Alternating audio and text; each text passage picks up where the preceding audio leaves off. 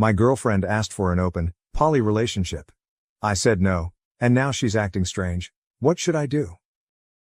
My girlfriend, 28, and I, 26, have been in a relationship for 3 years and a few months now, but not long ago she started sliding in hints before telling me that she wants to try an open or poly relationship. She asked about this before at the start of our relationship, and I thought that I made it clear that I was monogamous and not interested in that. Now she's asking again and saying how we could both even share a girlfriend, or we could be open and hook up with whomever. I told her no and asked her why she was pushing this again. She said that it could be a way to spice up our sex life, and I said something like, okay, well, I'm not into that, you know that.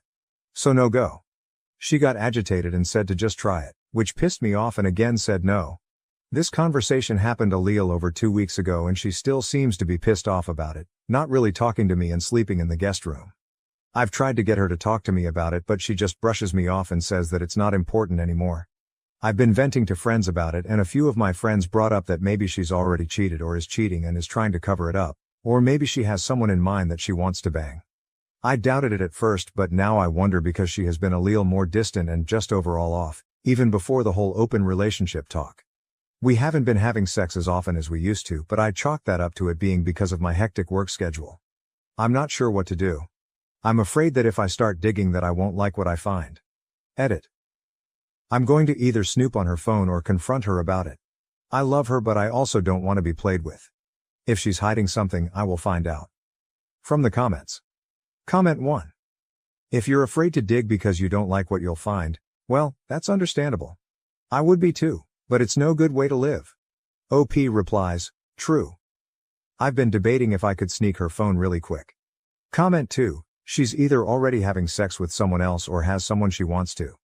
Did you know she was bi before you started dating? OP replies, I'm bi and she's lesbian, or as much as I know. She said that she dated a boy in middle and high school but started dating girls in late high school, if my memory serves me right. Update, it's super late but I'm numb, sobering up and just can't fucking sleep. This fucking sucks, but I need to get this off my chest and out my head. So a few days ago I posted about how my GF of 3 years asked me for an open relationship or to try a poly relationship. I actually got to sit her down to talk the next day after posting about it and asked her why she brought it up again. She asked in the past, in the beginning of our relationship, after dating for so long. She repeated that she just wanted to spice up our love life, and I asked her, how would that spice things up though? The only one who's gonna find it sexy is you because you know that I'm not into that. She said something about how I should be open-minded about it because so many people wish they had a partner like her that would be okay with them screwing other people. I said yeah, if they were into that then I'd get that.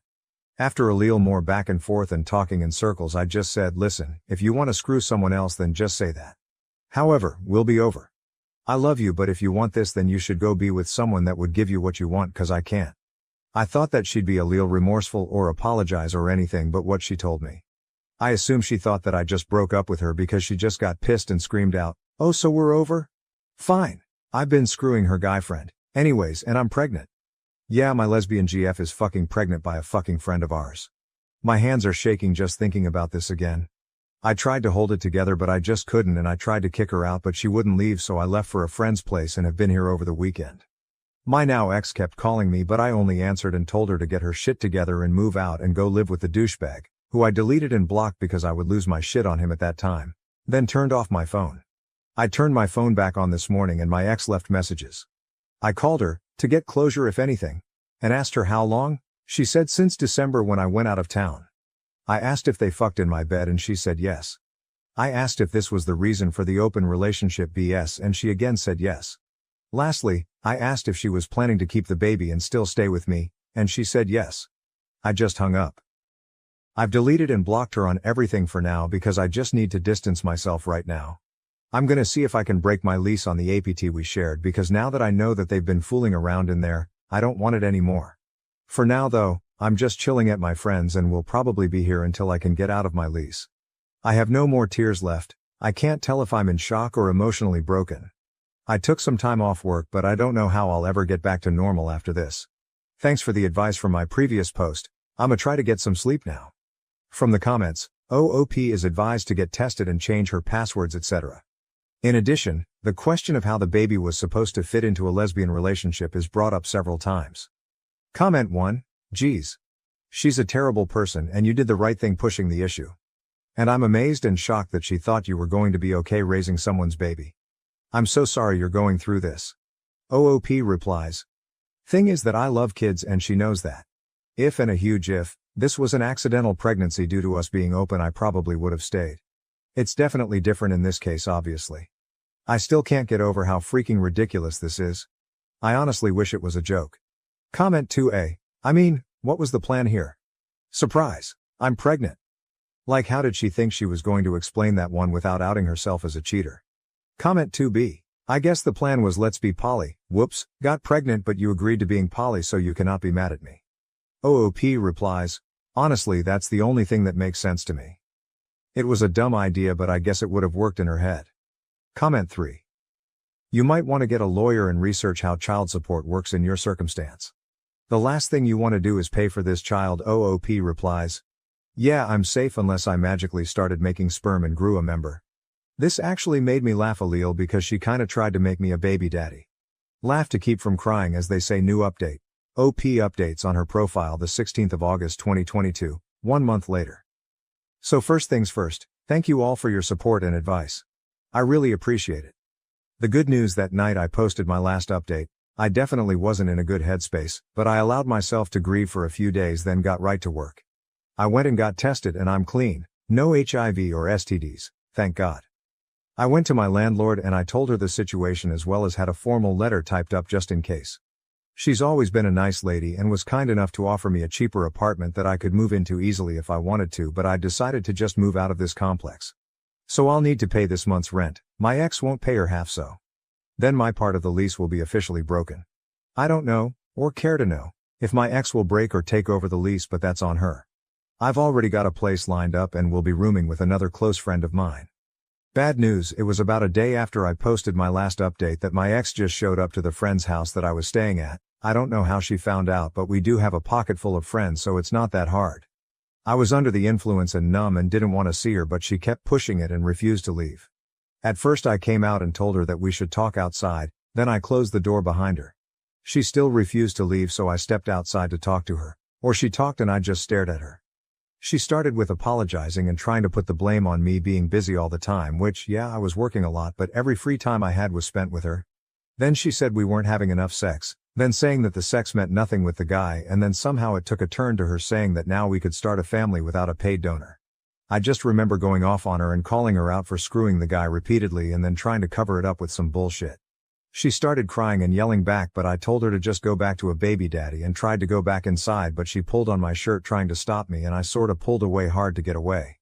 About a day after that, my friend told me that she posted about how she left me for being abusive and that it drove her into the arms of the father of her baby, along with pics of them together apparently. The douchebag even tried to back her up on that bullshit, but almost every mutual friend of ours knew what really happened by then and they absolutely blasted her until she took the post down. Goodbye and good fucking riddance to both of them. I only feel bad that the baby will have such immature parents. Other than that, I'll probably take some time to get away after settling down in my new place. I'm not gonna hold on to that pain anymore. I did love her with all my heart and thought she was my forever, but she betrayed me in a way that I could never imagine. She knew about my past relationship and promised to never hurt me the way my ex did. I guess she didn't lie about that, since that ex never cheated on me, lied and manipulated, sure. I'm taking a break from love right now. Maybe I'll get a pet to start my healing journey from here. I left because my husband almost killed our newborn son by not paying attention. My young daughter tried to save her brother and got hurt. I'm 25, and have been with my husband, 30, since 2018. We have a 3-year-old girl and a newborn boy. But tonight, things almost took a turn for the worse.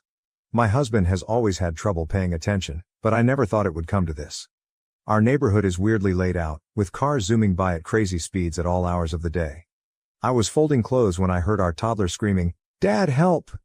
That tone made me drop everything and sprint outside.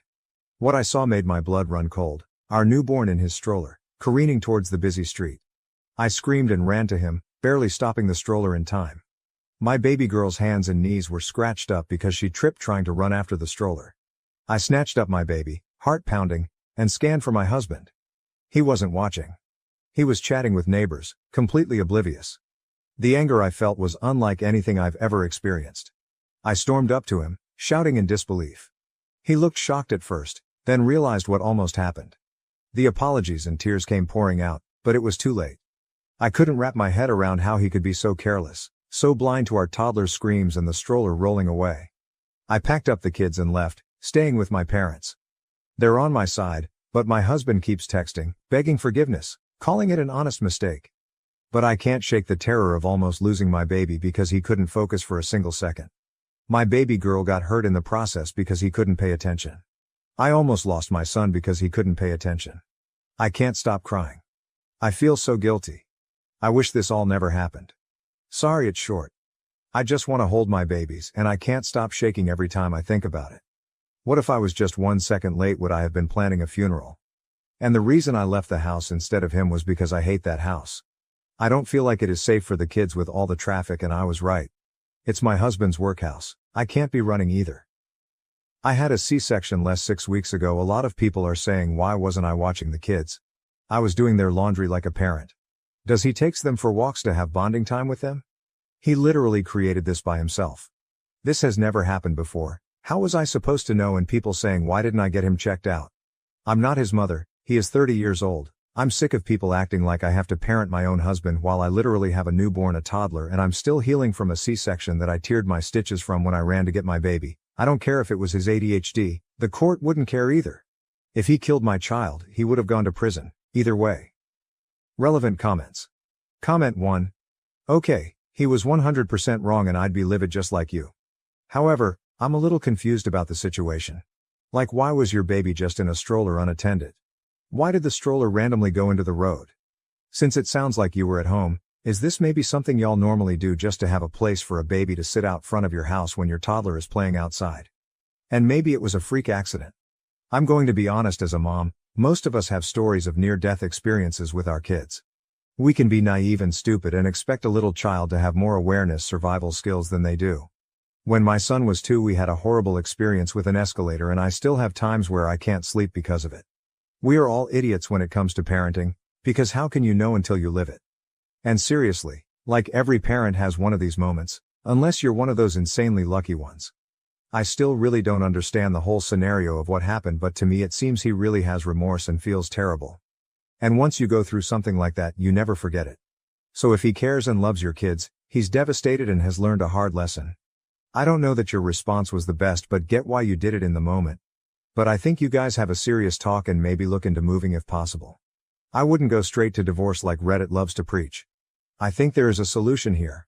And so sorry you're dealing with this, it's literally the worst feeling in the world. OP.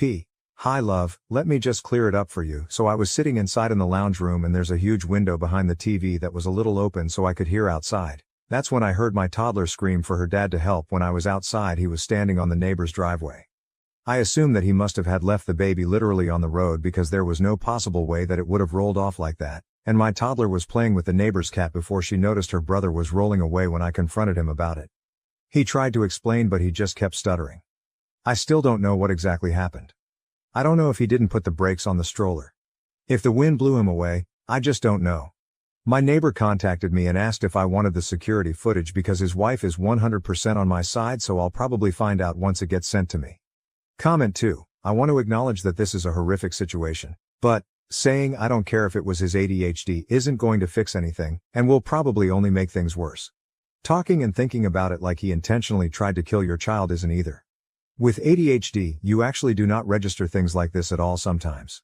Life expectancy for those of us with ADHD is actually significantly lower because many of us end up, often accidentally, killing ourselves. It is not the same thing as carelessness, but learning about ADHD a little deeper can help you guys be safer.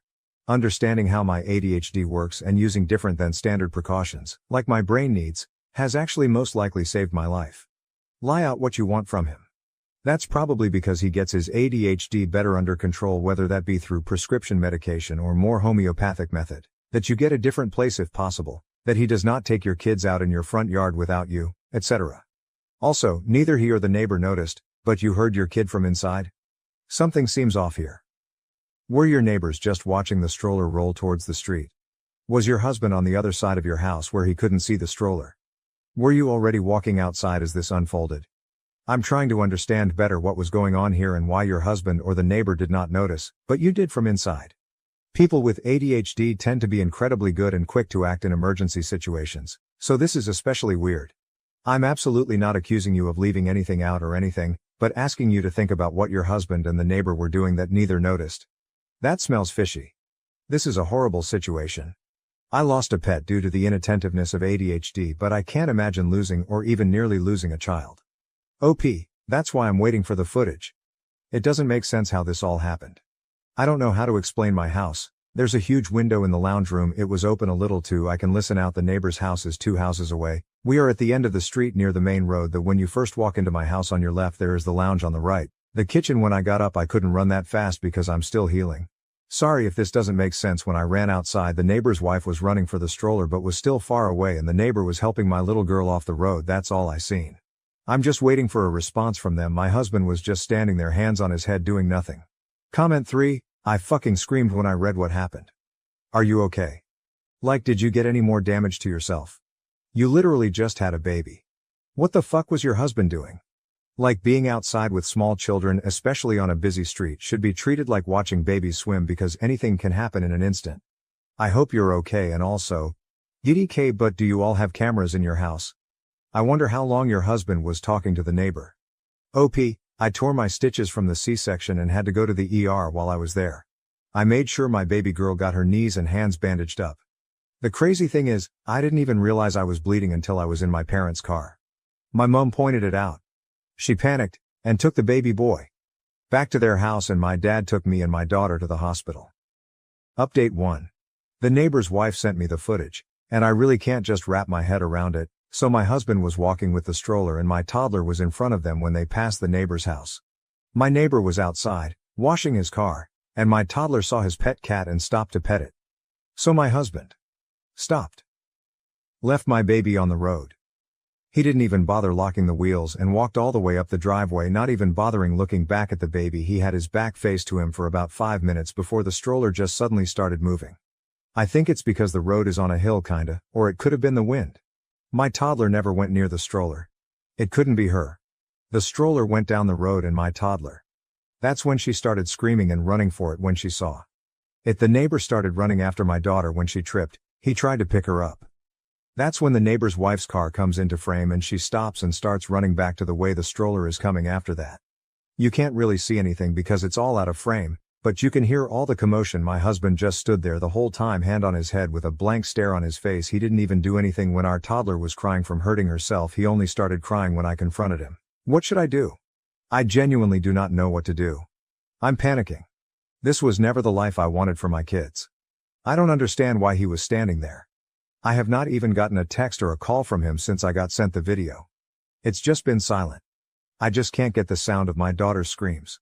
That's the sound that no mother wants to hear. I can't explain at the moment, but it felt like my blood went cold. And I just felt pure fear. I never want to watch the footage again. Update 2. Hey everyone, I posted here a while back about my husband nearly killing our newborn son. I wanted to give a quick update on the situation. After reading through the comments, I decided to go back to my husband. Many of you pointed out that if I left him, we'd end up with 50-50th custody of our kids, which I couldn't bear. So I made the difficult choice to stay, even though my love for him has faded. My plan now is to tough it out until our kids turn 18, and then leave. I'm terrified of getting pregnant again, especially since I'm not allowed to use birth control or get my tubes tied. My parents, who could offer support, are moving away, leaving me feeling trapped. Despite everything, my husband tries hard to make things right. He still treats me with affection and goes out of his way to create special moments for our family. Seeing him bond with our newborn and our daughter fills me with conflicting emotions. I know I can't stand being with him, but I can't bear to separate him from our kids either. He was so happy when we came back home, but I can't stand even looking at him. I feel some guilt because he still calls me by my nickname, looks at me like I'm the only girl in the world, besides our daughter, and he still continues our traditions, like when the kids are sleeping he will go get ice cream and our favorite snacks and sets up a fort on our bed to watch movies on our laptop. Even though I'm sacrificing my happiness, my priority is ensuring my children's safety and well-being. It's a tough situation, but I'm doing my best to navigate it for the sake of my family. This is a throwaway, so I'm gonna log out by update 3. As you can see from my previous post, I did go back to him and it was quite literally the biggest mistake I've ever made, but I felt like I really had no choice. No money, family moved out of state, a lot has happened the past couple of months, so it turns out my husband started taking meds for his ADHD a couple of weeks before I was due to give birth to our son. He took my kids on a walk to cover up the fact that he was also on meth. He took my kids to meet his dealer apparently every time they went for a walk. Looking back at the footage now, it makes so much sense because of the way he was talking to the neighbor before everything happened. He was kind of leaning to the side. I talked to my neighbor, and I asked him if he knew that my husband was on drugs. He said he didn't, but he noticed that my husband looked a bit off recently. His wife works at a rehab clinic after a fight where I had to flee with the kids to the neighbor's house. She pointed out that the way he was acting was the way that people acted with drug withdrawal. My neighbor and his wife ended up helping me book a flight to my parents. I'm currently with them right now, and I have spoken to a lawyer that my parents are going to help me pay for. I think all the people from my original post that told me to keep the footage because it is going to come in handy. My husband keeps sending me videos of him shooting up and doing other substances. He keeps saying that they are going to fix him. He sent me a video of him standing in our kids' room. And he was just screaming at me, saying that it helped him cope with his addiction. He took a knife and stabbed both of our kids' mattresses. I am not going back. He even cut up the side of my bed. There's a comment from my previous post that has been sitting in the back of my mind and has been bugging me. I think you know which one it was. It was by relevant comment, saying I don't care if it was his ADHD, isn't going to fix anything, and will probably only make things worse. Talking and thinking about it like he intentionally tried to kill your child isn't either. With ADHD you actually do not register things like this at all sometimes. Life expectancy for those of us with ADHD is actually significantly lower because many of us end up, often accidentally, killing ourselves. It is not the same thing as carelessness, but learning about ADHD a little deeper can help you guys be safer. Understanding how my ADHD works and using different than standard precautions, like my brain needs, has actually most likely saved my life. Lie out what you want from him? That's probably because he gets his ADHD better under control, whether that be through prescription medication or more homeopathic methods, that you get a different place if possible, that he does not take your kids out in your front yard without you, etc. Also, neither he or the neighbor noticed, but you heard your kid from inside. Something seems off here. Were your neighbors just watching the stroller roll towards the street? Was your husband on the other side of your house where he couldn't see the stroller? Were you already walking outside as this unfolded? I'm trying to understand better what was going on here and why your husband or the neighbor did not notice, but you did from inside. People with ADHD tend to be incredibly good and quick to act in emergency situations, so this is especially weird. I'm absolutely not accusing you of leaving anything out or anything, but asking you to think about what your husband and the neighbor were doing that neither noticed. That smells fishy. This is a horrible situation. I lost a pet due to the inattentiveness of ADHD, but I can't imagine even nearly losing a child. WTF, it baffles me that you can even compare losing an animal to losing a child. You made people with ADHD sound completely unreliable for themselves and that they can't do anything. You made them sound very helpless, and saying that the life expectancy thing was completely uncalled for as well. I bet many people with ADHD reading that completely disagreed with you, judging from all the comments and YouTube videos I've seen on my post. I don't know if you're projecting that you lost a pet from your inattentiveness of ADHD. If you were letting things die in your care, you need to get stronger help. And no, I was not going to lay out what I want from him. He's the one that started mixing his meds and was high off his mind every time they went out for a walk. And no, I'm not ableist. I was in a very vulnerable state. When I first posted my original post, all I was doing was looking for help and advice, but all I got was, where was you? What were you doing? Why weren't you with the kids? Why didn't you get your husband checked out? I was healing from a fucking C-section. Get that through your heads. I genuinely hope that everybody that said something horrible about me and my original post has to get cut open and then 4 days later is forced to run down the street. I gave him another chance like you all said in my original post. You saw what happened. Stop using ADHD as an excuse. I genuinely believe that if he had killed my child, you would have defended him. And no, I did not know he was on drugs. And all the people that reached out to me, I'm going to be forever grateful for all of the parents with ADHD that didn't make me feel like it was all my fault, and all the stories that you guys have shared with me made me feel so seen because I know exactly how it feels. I hope everybody is doing well. Everybody that was defending me. I wish I could give you a big hug. I genuinely wish I could send gift baskets. I would thank you all from the bottom of my heart, and I am so sorry about that comment that person made. I know you guys are all not like that. You guys are genuinely intelligent. From all the comments that I've read, I could not thank you guys enough. And one person that sent me that horrible message, I genuinely hope I run into you one day so I can beat your ass until you see stars and say anything about my daughter or my son one more time, and I will literally track you down. I fell in love with a married man while engaged to my fiancé of 6 years.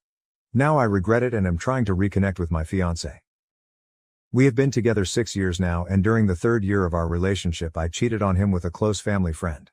I had started taking him for granted and it became easy to cheat because I didn't value the relationship. He broke up with me and we were split for months, and the times I was single I realized he is a great BF. I begged for him back and he took me back, but I had to promise to never speak to the guy again. I'm happy to say I never cheated since then and haven't been tempted at all. I understand how great of a partner I have. That being said, the guy I cheated on was a close family friend, and recently I rekindled our friendship behind his back. Nothing romantic. Have you ever met someone who is a terrible partner but a great friend? That's him. I hated the fact that I let a stupid mishap ruin our friendship.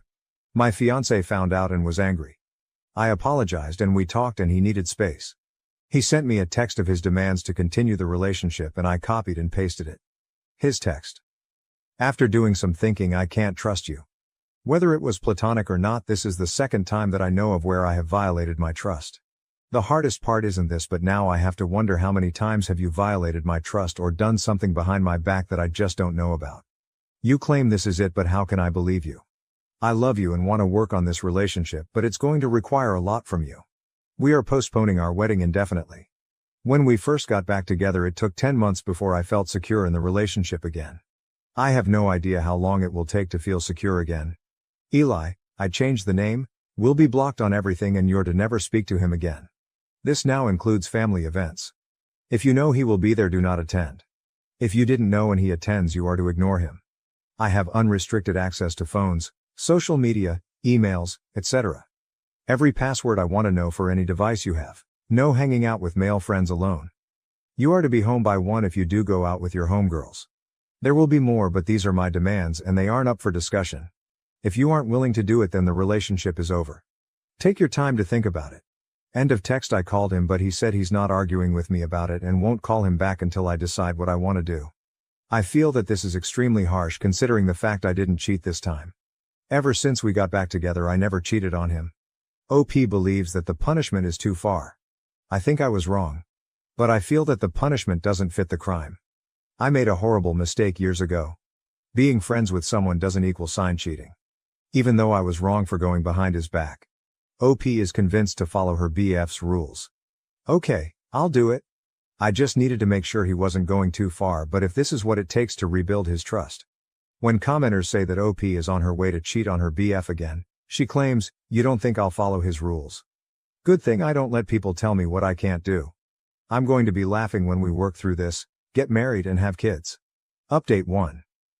We had a really great conversation and he was vulnerable and said it made him feel like I didn't value him.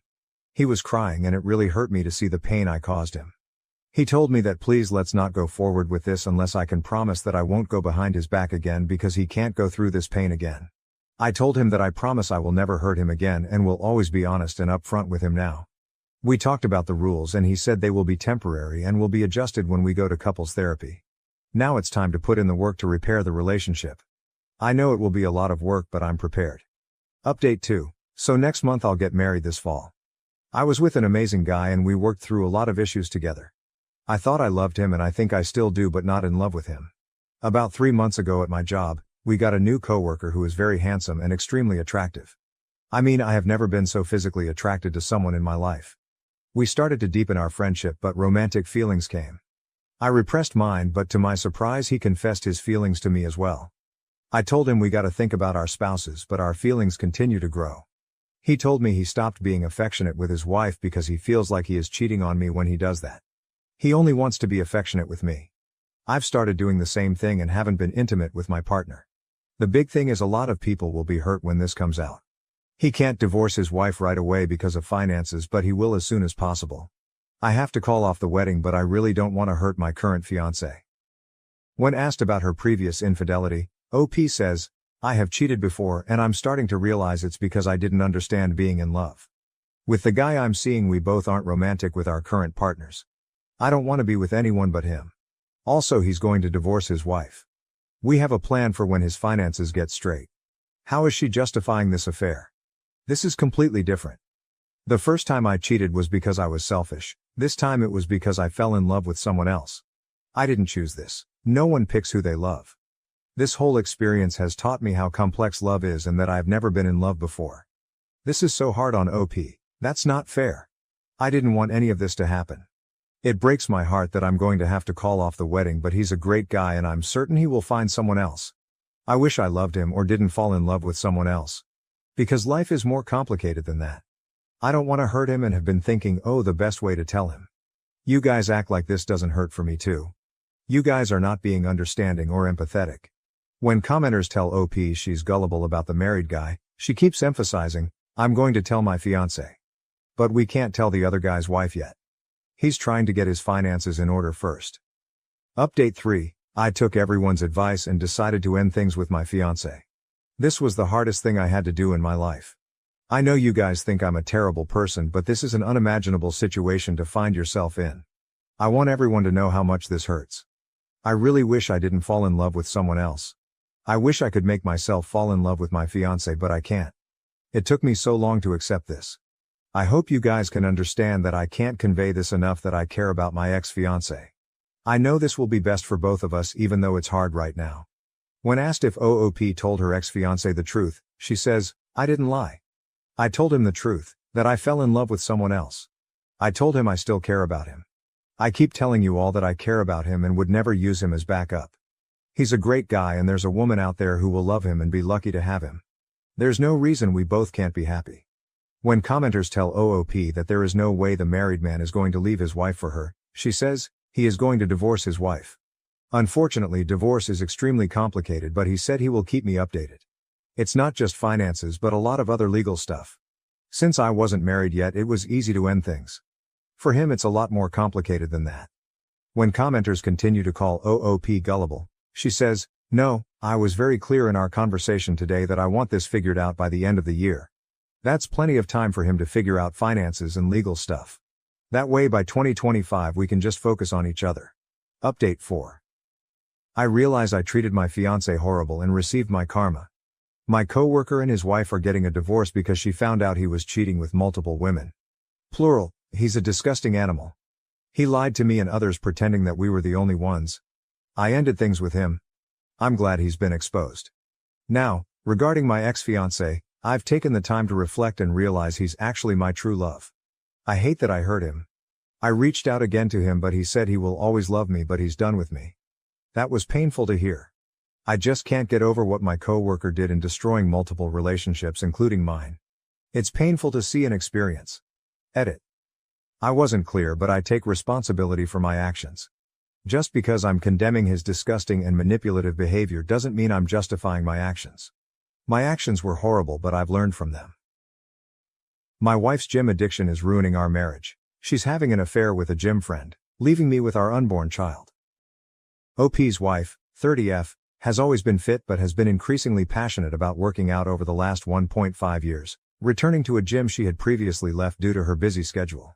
The gym slowly started taking over her schedule, both weekend days, and every weekday pre- and post-work.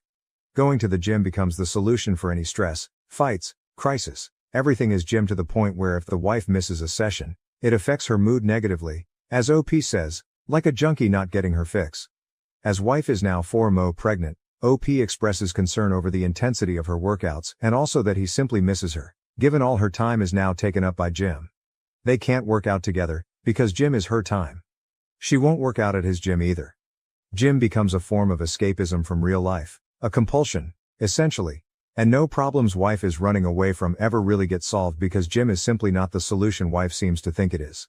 Gym has become so prevalent that family members, friends start making comments on how much time wife and gym spend together. Update 1, OP shares that he had originally laughed over comments on his post that speculated about infidelity, but quickly came to discover they were correct. Wife has been sleeping with guy from gym, who she had mentioned to OP countless times as a gym friend. There is confrontation. OP breaks wife's phone, wife hits OP. OP leaves for a short period of time and returns to wife, who, though remorseful, will not admit to exactly what infidelities she's committed. Update 1 ends with OP feeling guilt for his rage, left with zero answers as to exactly what's going on with wife. Update 2. My wife admitted to an affair February 12, 2024. Wife admits to an affair. She felt bad about it, but not bad enough to not sleep with guy from gym pretty quickly. She might even be in love with him, she doesn't know, or won't say. And oh, there's a chance the child she's currently pregnant with might not be OP's. She'll get a paternity test though. Stellar work, wife. My wife is moving in with her AP, they're in love February 22, 2024, guy from gym and wife, who will still be referred to as wife. For now. Are moving in together. She's not getting the paternity test. OP expresses sadness for her, that she just can't be alone, or seem to work through her mess on her own. Wife had been with OP since she was 20, and OP theorizes she is codependent. Guy from gym allegedly doesn't care if the baby isn't his, he's happy to play house with OP's wife. My wife has agreed to a paternity test February 29, 2024. Shocker, guy from gym wants a paternity test, so a paternity test they will get. In follow-up comments, OP reveals the results say he is in fact the father. An update on my wife's affair and pregnancy March 15, 2024. OP is now conflicted. He has gone from excited to be a father, to not being sure he's going to be a father at all, to now knowing he will be the father of a child born into the disaster that wife has created. There is a small but non-physical confrontation between OP and guy from gym when wife brings him to OP's house to gather things she needs, and OP tells guy from gym to leave or he's gonna punch him. OP and wife have private words upstairs. Wife is just so in love with guy from gym, she can't help it. Predictably, confrontation becomes physical when OP returns to his living room to see guy from gym still standing there despite the warning, and so OP follows through and coldly clocks him. Update 5 closes with OP and wife still legally married, but wife dedicated to living with and loving guy from gym. Another installment of the implosion, which is my marriage April 10, 2024. OP's wife is still purganante, 26 weeks. OP and wife have agreed that he will be the one in the delivery room when the baby is born. And guy from gym will not be present. Guy from gym has a big problem with this, of course, because having an affair with and housing another man's pregnant wife simply would not be enough. OP prepares to sell the marital house and split the profit. He gets to keep their dog, thank God.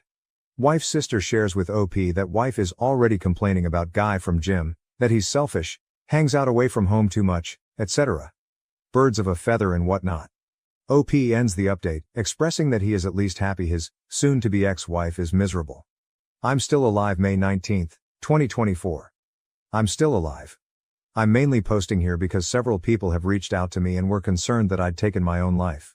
No, I'm not on the brink of ending my life. I think I'm doing better than I have since all of this started. Around the time of my last post, my story blew up and I was getting messages from people who saw it on TikTok and YouTube. I had to take a step back because it was a little overwhelming. I have over 100 unread messages here. I appreciate it, but it was a little uncomfortable at the time, and I got to the point where I didn't really want to talk about the situation with my wife and her AP anymore. So as of today, our baby is due in less than 10 weeks. We're in the home stretch now. I don't feel prepared at all. All of this other stuff has just been so distracting. I started working in a nursery. It's not done yet, but I have the floor finished and the walls painted. My ex-wife was impressed with the color scheme and furniture I chose. She's not legally my ex-wife yet, but I've started calling her that. It sort of makes it easier. I also packed up a bunch of her stuff. Originally I refused to spend my time packing up her things, but eventually just said screw it and started packing it. I'm at the point where it'll just be easier to not see all of her stuff around here. Why did I leave it for so long? She came over to get some of the boxes I packed up. She came alone. Things were fine between us. I loaded the stuff into her car. We didn't argue. At one point she started to tear up and said she fucked up. I said yeah she did, but there's no point talking about it now. She shit all over our marriage. She has her muscle-bound asshole to go home to now anyway, so who cares? She said I know, but it's not the same. I told her nothing has been the same since she decided to fuck him the first time. Supposedly he's going to let me be in the delivery room when my baby is born. I didn't even argue it when she said it like that, but inside I was boiling at the idea of him letting me be there for the birth of my child. She says she talked to him and he agreed it wouldn't really be right to not allow me to be there. I'm going to take what I can get if it means being there for the birth of my child. I'm going to try to just ignore him for the time being. She was acting all sweet and laying on all of the I really want you there, I really need you there stuff, and I know mentally I'm not in a place to be that cold to her when she starts acting that way. I'm trying to be indifferent more than anything else, but it's so hard when she's actually around and starts looking at me a certain way and making me feel bad. She invited me over to see the nursery they have set up at his house. I'm not sure I can bring myself to go into another man's house and look at the nursery set up for my kid. I did ask her if she was truly safe there though. I don't know why, it's just been bothering me. As pissed as I still am, I don't want to find out he's mistreating her, and I definitely don't want my kid to be going into an unsafe household. I haven't told her about anything her sister has told me. They probably won't last, but as of right now there's a very good chance my newborn baby will be going home to his house. It kills me to think about. It's almost soul-destroying to think about if I dwell on it too long. She says she's fine. He genuinely loves her. He's great with kids. He accepts that she's having a baby and that this is part of the package. She insists it's not weird because she wasn't pregnant when anything started between them. I asked her why she did it. Why did she ever let anything start between them in the first place? She said, I don't know. Then went into I don't want to talk about this mode and left pretty soon after. Typical behavior from her. Just run away. Overall, I'm doing okay. I'm not sitting here depressed and drinking a bottle of scotch every night anymore. I mean on occasion, but for the most part no. I feel more used to my new normal now, and that'll all change yet again pretty soon. Additional info: there's a draft of a custody plan now, but the court won't approve anything until after the baby is born. Right now she's in agreement, but there's plenty of time for her to change her mind, or for him to convince her to change her mind. She plans to breastfeed, but with agreement that she'll pump and the baby can drink from a bottle when not with mom. Everything I've read says a baby ideally needs to spend time with each parent frequently, without gaps that are too long in between, and it's best if each parent is feeding, changing, bathing, etc., during their time. At this time she's in agreement with all of this. I can say that she's not said or done anything to indicate she wants to restrict my time with the baby, other than the whole delivery room thing. She seems to want me to be involved in that respect. I hope she sticks to her word. If not, I will be fighting it through legal means. I'm a dad. July 2nd, 2024. I have a baby. A little girl. I'm a dad. She was born yesterday at 11:57 p.m., 2 weeks early. As he's done before, she was having some pains off and on and he left for work yesterday morning. She works from home on Mondays. She told me around 8:30 a.m. she was having contractions 17 minutes apart. The same thing happened not long ago, but then by evening all the pains stopped. I was at work, so I told her to keep me posted. A little later she said they were 15 minutes apart and she had some other signs it might be actual labor starting. I asked her if she needed somebody there with her. She said wanted me to come be with her. I didn't even mean to volunteer myself. She was scared. I didn't even ask why she didn't call him. I left work and went over to his house. Uncomfortable doesn't begin to describe it, but there were obviously more important things going on. He wasn't there. She didn't even contact him. She said she just wanted it to be me and her there. In her words, he hadn't seen her pee or shit herself yet, but I've witnessed all of that stuff already, so she was more comfortable with me there. I really tried to be as nice and supportive as possible. Set the whole thing about her affair, our marriage, everything to the side for a brief time. I don't really know what my purpose was being there, but I think she just needed somebody there so she didn't feel alone. She spent most of the time stretching and doing some sort of yoga labor routine and bouncing on this huge exercise ball. I twiddled my thumbs for the most part and looked through a bunch of his belongings. I was timing the contractions and they were consistent and slowly did get closer together, so I thought it was probably actually going to happen. It wasn't nearly far enough along to go to the hospital yet, and it was getting close to when he'd get home. I was planning how I'd handle that when she called me into the bathroom to ask her if I thought her water broke. It wasn't like in the movies with this huge gush of water. So he got home and I was there. He came into the house and the first thing he asked is, "What are you doing here?" I think he thought something else was going on. "No, you just left and went to work and left her alone when she was scared." He said he was home and he'd be with her until it was time to go to the hospital. He put his hand on my shoulder and said something like, "Thanks, bud, I got it from here and we'll call you when we're on the way to the hospital." He called me bud. I told him I wasn't his fucking buddy and to fuck off. I could tell she wanted me to leave. I'm not sure she really wanted me to leave so much as she was in labor and the tension between the two of us wasn't what she needed, and I knew that. It was his house, so what was I supposed to do? I left and prayed they'd actually call me instead of letting me know the next day that my kid had been born. She texted me a few hours later to say the doctor told her to go to the hospital. At that point I still didn't know if I was going to be waiting outside or what he'd decide was best for his apparent wife and child. I was allowed to be in the room. I didn't force my way in there. She said she wanted me to be there. He was there too. By far the single most awkward experience of my life, and the only reason I was able to excuse it was because she told me she wanted me there and I didn't want to miss the chance to be there when my kid was born and to hold my kid before he did. I can't imagine what the doctors and nurses were thinking. Fucking humiliating. Then the guy tried to police what I could see. I put the baby in there.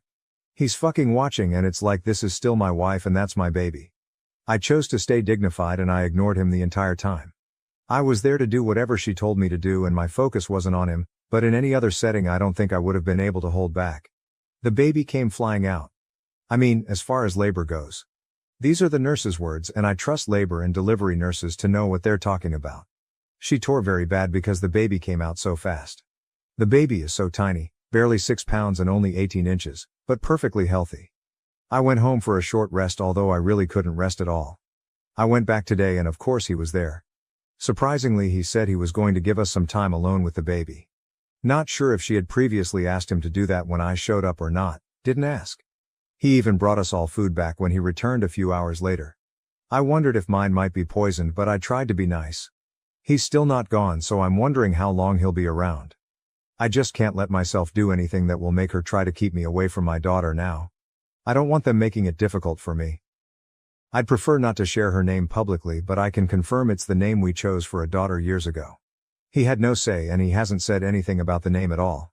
It kills me to see him holding her though. I eventually left because it was just too much sitting there pretending to be like some bizarre company. I'll know I will get my time with her when he's not around. He's already posting them on his social media. I don't know how I'm going to do this, but I'm going to figure it out. I just have to find a way to be the bigger person because I won't let him or their relationship discourage me from being my daughter's dad. I totally get doing anything for your kids now, and if it means having to pretend to get along with him, I will. Additional comments from OOP. It's not about picking me. I just have a hard time not caring about her anymore. The fact that she was carrying my child made it a lot more difficult. Otherwise, I could have and would have cut all ties with her. I don't know, I still feel the need to protect her or help her. Hopefully it'll get easier now that she and the baby are two separate people. Honestly, I'm considering doing something pretty stupid. She's getting discharged from the hospital early tomorrow morning. I don't want them to go home with him, so I'm thinking about asking her to come home to our house instead. It's ridiculous and sets us up for disaster. It wouldn't be to be with her.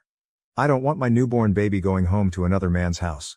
I don't think it's for the baby's sake that I want to stop it. It's for my sake. But it's not like we'd be divorced and living together forever.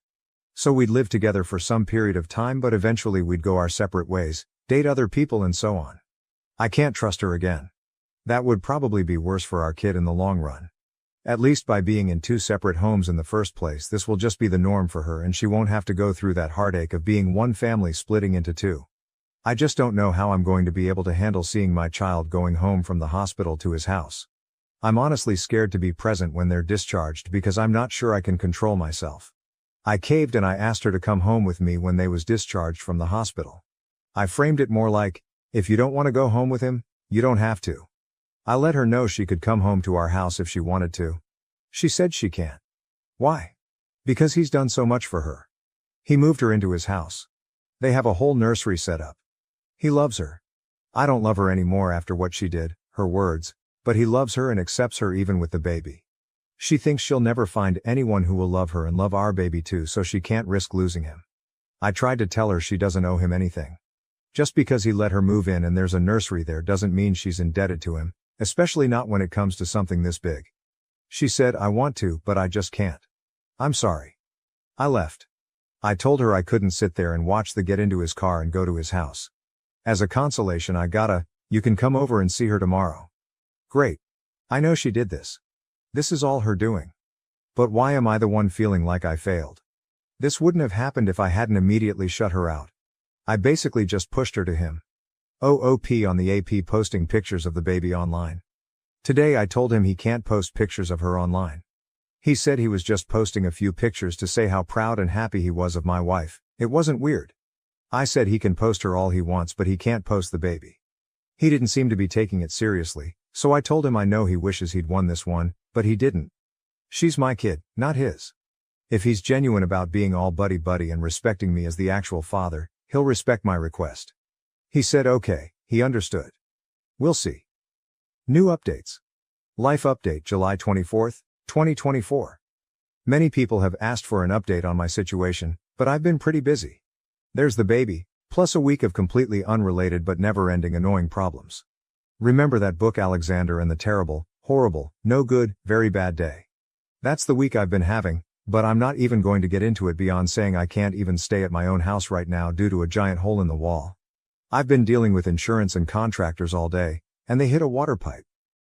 I'm still on paternity leave and continue to regularly spend time with my daughter.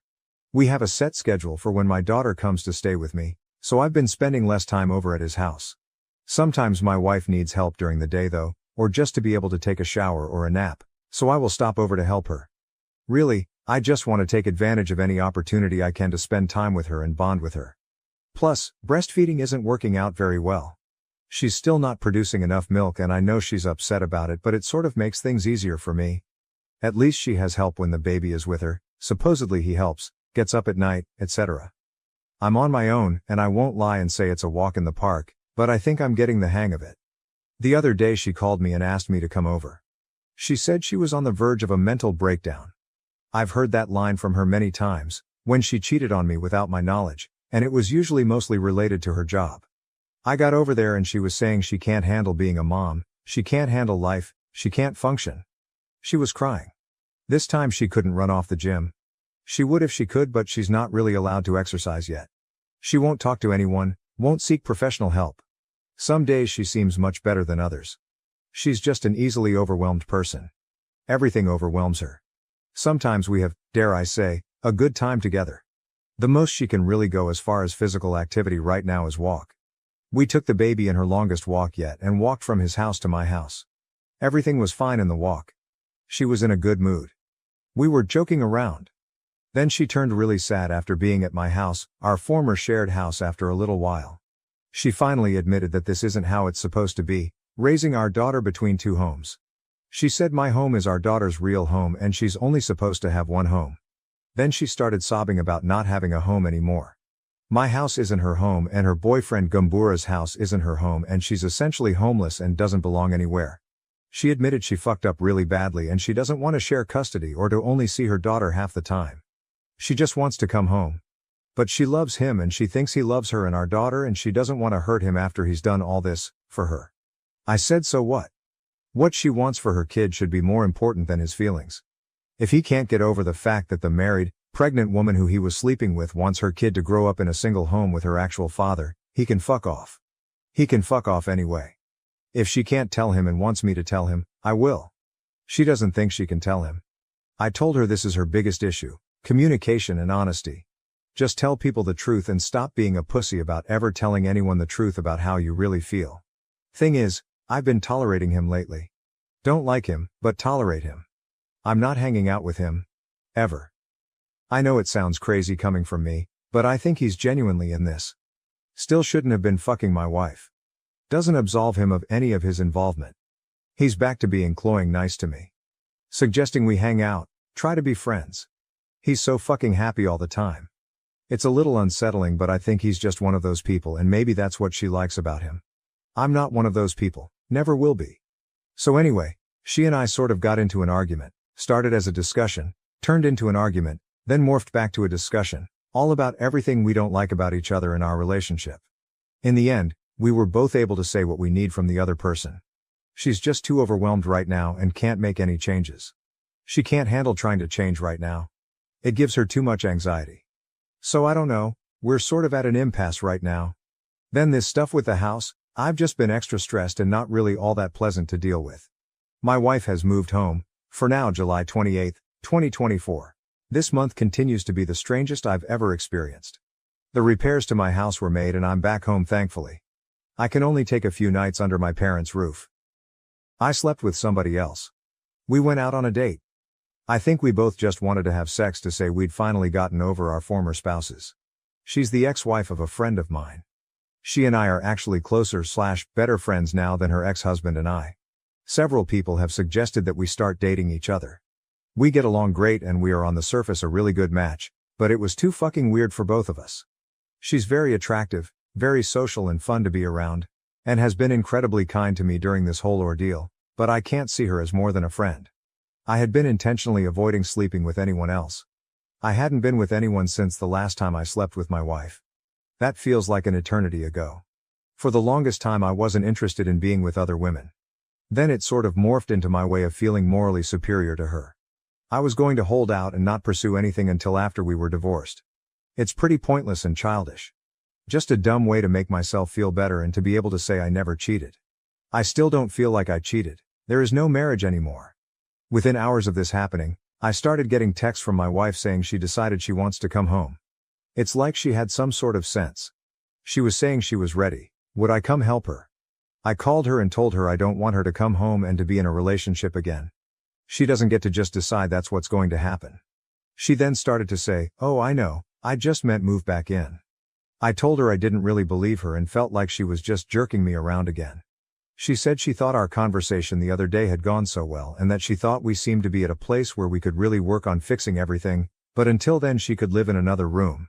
She said she was completely serious about it and she wants our daughter to be in one home. I feel so mixed about everything, but ultimately I want my daughter living in my house 24/7 and I don't want another man helping to raise her, so I took the bait. Today I showed up at his house to help her move some things, but I anticipated I'd get there and she'd either have changed her mind or she wouldn't have been planning to leave at all and was only waiting to see me do some more tricks for her. They were arguing when I got there. The baby was crying. She was crying and running around packing things in bags, and he was following behind her begging her to stay, offering to do anything to make her stay. He accused me of this being my idea. Maybe it was, IDK. I don't really care what he thinks. It was obvious she had just sprung this news on him shortly before I got there. She was telling her over and over that she just wants her child raised in one home and that his home wasn't really their home and she was sorry she was doing this to him after everything he'd done, but she just has to give our daughter one home with her real father. We got back over to my house and she's obviously an emotional mess. I have no room prepared for her. Not 15 minutes later he shows up at the front door. She didn't want to talk to him. He wouldn't give up and eventually he was there on the front porch loudly saying things like, "That's not what you were saying when you were blowing me last night." So at that point, after I'm sure our neighbors had been enjoying this embarrassing scene long enough, I told him if he didn't leave I'd call the cops. I went out there and tried to calm him down. I had to sympathize with him. She runs away, that's what she does.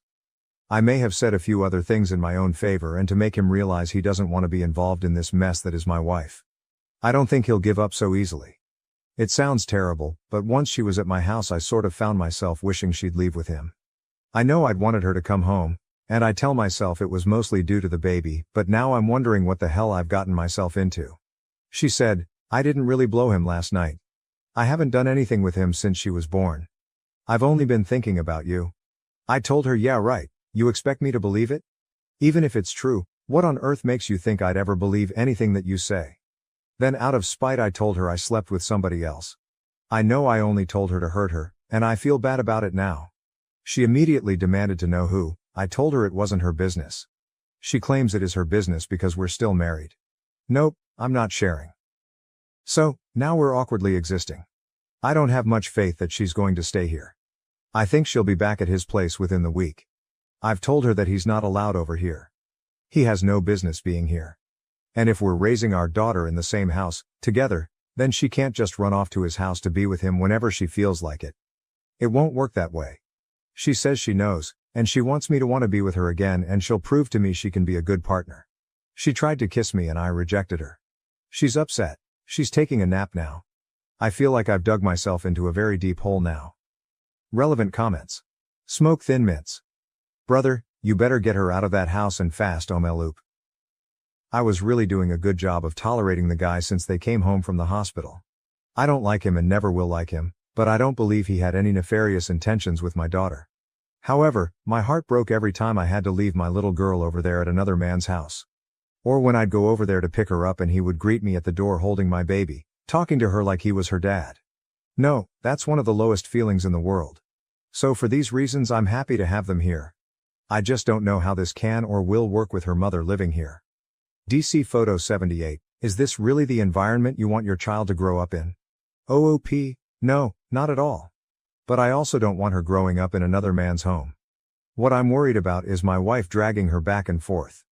I've told her she can't do that, it's not fair to me or our child. Purple_Bishop 2, if you really don't want your daughter being raised half-time by AP, Your only real option is to truly attempt to reconcile, but it's pretty clear neither of you really want to reconcile with each other. It's just that neither of you want to be apart from your daughter. If she is going to live with you for even a couple of days, you need to have some tenderness in your heart for her and be willing to lovingly interact with her and your daughter. Your WW is postpartum and an emotional wreck, so if you gray rock or get angry, shit will go south fast in a way that won't be good for your daughter. All other paths lead to 50-50 its custody and acceptance of AP having a role in your daughter's life. Be civil, not friendly, civil, to AP as you say your W loves him and will likely go back to him soon. If you and AP are at war, it will be terrible for your daughter. OP, I'm going to be nice. We sat on the porch while it was storming outside tonight and she was talking to the baby and said, "This is how it should be. Daughter's name, Mommy and Daddy." Several rude comments immediately popped into my brain, but I kept them to myself.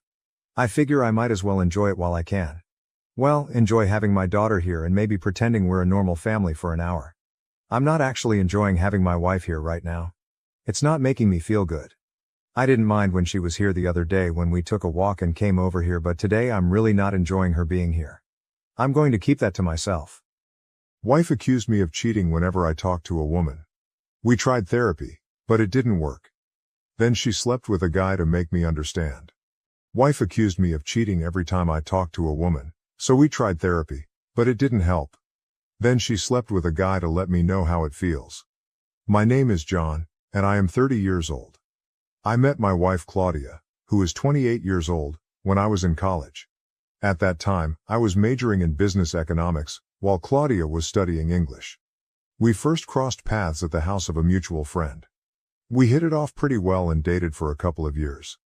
Sometime after we both graduated, I decided to propose to her, and she said yes right away. That's the summarized version of our courtship, since I don't think there's anything really noteworthy in there. We've been married for 4 years now. I think I started to notice some changes in my wife. By the way, let me just say that her name is Claudia as a pseudonym. After we got married, I think about a year after it started, after she walked in on me and a female colleague together at a bar. I know it sounds bad, but it was an entirely innocuous situation. A bunch of us, co-workers, went out after work for some drinks, which isn't an unusual occurrence, and as people started to leave one by one, it was eventually only me and this colleague left at the bar. Claudia walked in with her friends, and they came to say hi to us. I returned the greeting normally because it's not like I felt like I was doing something wrong, but it was when Claudia got back home after me that everything hit the fan. When she walked in, she threw her purse down and came stomping towards me. She pointed a finger in my face and started screaming about how she caught me in the ACT cheating on her. I tried my best to tell her that wasn't the situation, but she honestly didn't let me get a word out. When she finally calmed down, only after calling me every terrible thing a person can call a cheater, I explained the situation to her, even showing her photos that the group of us had taken earlier that night. I also pointed out to her that I didn't react strangely when she came with her friends because I knew I wasn't doing anything wrong, and I had hoped it would be evident. After my explanation, she said okay, seeming to have finally understood. She stood there for a few seconds like she wanted to say something, and then she went into the room. This was quite some time ago, but it still irks me to this day that she never apologized after all of that. However, the reason why I'm retelling this whole episode is because that was the point where she seemed to become clingy and overly jealous. I would sense mood shifts if I looked in the direction of a woman or simply answered a few questions for a woman, even if she was just asking for directions. I also noticed that these rules didn't seem to apply to women who were very obviously not a threat. I think a sensible amount of jealousy is healthy because it allows for the enforcement of boundaries, but it's very easy to tell when it's excessive. In her case, it just seemed to become excessive after that episode, which didn't make sense to me because she had no reason to be so wary of me in the presence of other women. Most of the time, I'll know that an interaction with a woman has soured her because I'll notice a shift in her emotions, but it is only some of the time that she actually starts something. It's never a civil discussion, as she always gets emotional around the topic, and to say it drives me crazy is an understatement because she'll always cite the smallest thing as the reason she suspects me. For instance, there was a time when she caught me and one of the female neighbors in our apartment building talking in the hallway. We were literally just talking about some basic politics, and Claudia walked out of our apartment, saw us in the hallway, and walked back in. As soon as I saw that happen, I knew I'd be in for it at that very moment. I'll admit that I thought of divorce because honestly, I knew that I couldn't keep living that way. It was highly draining. The only thing was I felt like it'd be better for us to approach couples therapy first, at least before I ended things with her. After all, I love her. So we tried that, and truth be told, it helped at least in the immediate period.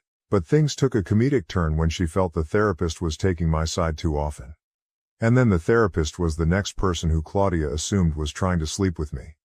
I remember laughing out loud the day she expressed that thought. It didn't make the situation better, but I couldn't help it. We eventually switched to a male therapist, and with that, the sessions were at least able to go on much longer, at least until the point where it seemed like the changes were actually sticking in her head. We went several months without an incident, so it finally seemed like there was progress. Well, at least until the point that I'm writing this post about. The last several months have been normal, like how things were between us before the hyper-jealousy even became a thing. However, I think things blew up when Rebecca, the same colleague who was in the bar with me years back, came to the house to hand over some documents when I wasn't there, since I was meant to be working from home the next week. I think my wife recognized her from the first time around, and I don't know whether she had a Winter Soldier moment or whether it was simply because a woman came directly to the house looking for me, but all hell broke loose when I got back home. She started howling at me the moment that I walked through the door, and I was greeted with the documents being thrown in my face. She asked me why Rebecca knew where I lived, according to her. Before I could even answer, it was because I must have brought her there before to sleep with her. The real answer was simply that I had told her where I lived when she said she wanted to drop the documents off. It didn't help that Rebecca is quite a curvy woman. So it then moved into a rant about how I must like women who are more endowed than she is, and I must have been sleeping with them all over town. She even said she was going to get herself tested for STDs because she was entirely convinced that I had cheated on her numerous times. Once she was done raving, I walked into the house, took a few basic things that I would need, and I walked out. I honestly had nothing to say to her, especially not in that state. I also knew that no matter what I had to say, it probably wouldn't enter her head because when she's in that emotional state, the voice of reason doesn't get to her. I knew it'd be better for me to leave the house entirely, so I did that.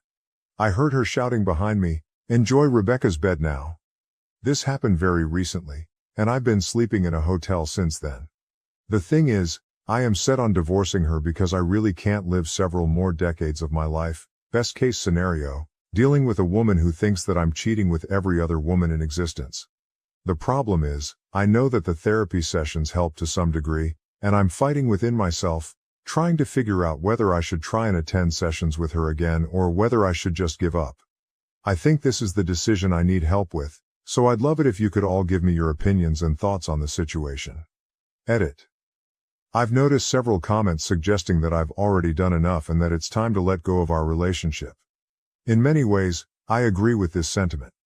I worry that, regardless of how many therapy sessions we go through, it might only take one small incident for her to revert to her extreme jealousy. This constant fear of triggering her insecurities is draining, and it's not fair to either of us. Living under such tight control is not sustainable, and I'm exhausted from constantly having to prove my fidelity. While I may not proceed with a divorce immediately, I am now more open to the idea than ever before. The thought of ending our marriage is heartbreaking, but it may be the only way for both of us to find peace. If this issue arises again, I think I'll be ready to end it for good. To be completely honest, living under such tight control is not sustainable, and I am exhausted. However, I also don't want to live with any regrets.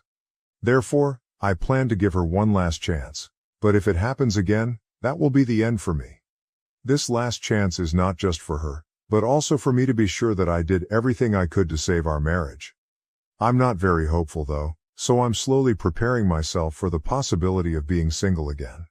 The thought of starting over is daunting, but it's better than enduring a life filled with mistrust and constant accusations. I've reached a point where my mental health and well-being are more important than holding on to a relationship that causes me so much stress. It is what it is, and sometimes, letting go is the best thing we can do for ourselves. Update 1.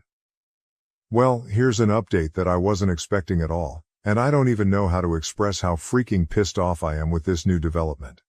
As I mentioned in my last post, I was starting to get more comfortable with the idea of divorce, but I wanted to give her one more chance to improve. The good thing is that it didn't take long for it to become clear that she's never going to get better, and she showed me in the most obvious way possible. I realized there was a problem when we attended a friend's barbecue. Claudia was being unusually touchy with someone there. We didn't know the person, but I asked the host, who is my good friend, and he told me that the guy was recently divorced and worked in the construction industry. I was concerned because my wife had never been so touchy with anyone but me, so it was obviously strange behavior. This was about 2 weeks after the last episode I described in my previous post. Anyway, I tried my best to keep an eye on her during the barbecue and avoided making a scene. When we got home, I spoke to her about it. She didn't seem apologetic and said, "Well, now you know how it feels then." That left me speechless because it was basically her admitting that she was rubbing up on that guy intentionally to make me jealous. It was so stupid to me since it wasn't even a sensible comparison. She gets jealous when other women speak to me. I've never thrown myself at them or gotten touchy. It was far from the same thing. She even added, "Are you just jealous because he's a handsome guy? Because he's more fit than you?" At that point, I walked out because I was starting to get to the point of anger where I wanted to hit something. She said nothing as I turned and left, and honestly, I knew for a fact that I was going to get in contact with a divorce lawyer. I didn't return to the house for 3 days. The funny thing is, even if I hadn't been sure enough, she solidified my decision the very next day. I got a call from my friend who hosted the barbecue. His name is Bill and he seemed pretty serious. He said we should meet, so I agreed. When I met him, he told me that his friend, the one Claudia was talking to, called him. According to him, the guy said that he had hooked up with Claudia the day before, which was the day after I left the house, and he wanted to know what Bill thought about her since she said she was single. I must have zoned out at that point because I honestly can't remember what was said after that. By hooked up, it seemed clear they had sex, and Claudia presented herself as single. The worst part is I might not have found out if the other guy hadn't talked to Bill about it. My head was spinning, and I didn't know what to think or how to proceed at that moment. Bill saw I wasn't paying attention, so he waited for me to come back. He said he told the guy that Claudia was married, and the guy seemed genuinely shocked. Apparently, she gave no indication that she was married, and he told Bill, "Forget I asked, and I'll forget about her immediately." Bill finished telling me all of this, and I went home right away to confront her. I didn't rehearse anything and was ready to let my pure anger guide me because, honestly, was there anything to rehearse that would best express how to handle someone who is cheating on you? When I walked back into the house, I wouldn't say she was in a good mood, but she was more chatty than usual after something like that. She still had an obvious attitude because the first thing she said was, "Didn't expect to see you back already," with a stupid grin on her face. She was clearly trying to rile me up, and it worked because the first thing I said was, "Shut up." I've never been so curt, and she seemed taken aback. I then said, "You slept with a guy from the barbecue. Don't even think of denying it. You cheated on me, Claudia." She stood there for a few seconds before sheepishly saying, "Now you know how it feels." It came out almost in a whisper, so I know she must have realized how stupid it sounded. I'm not proud of it, but I threw one of our ceramic kitchen ornaments at her feet. I was pissed off by that stupid comment because I've never even come close to cheating on her, so for her to see this as retribution was crazy. I can't remember what I said after this, but I remember a lot of cursing, screaming and explaining. I told her she was crazy if she thought this made any sense. I told her she had never caught me even close to cheating, that she constantly overreacted to the slightest interactions I had with women, and that she was delusional to think I had ever shown signs of unfaithfulness. I pointed out that all the things that triggered her were always women's actions toward me, never mine toward them. Despite the many times she accused me of cheating, she never had definitive proof of a single one. It was all in her head, and I told her she needed help. I think that was the moment I expressed everything I'd ever wanted to scream at her. When I was done, she said nothing. She just stood there. I asked if she had anything to say, but she said nothing at all and just shook her head slightly.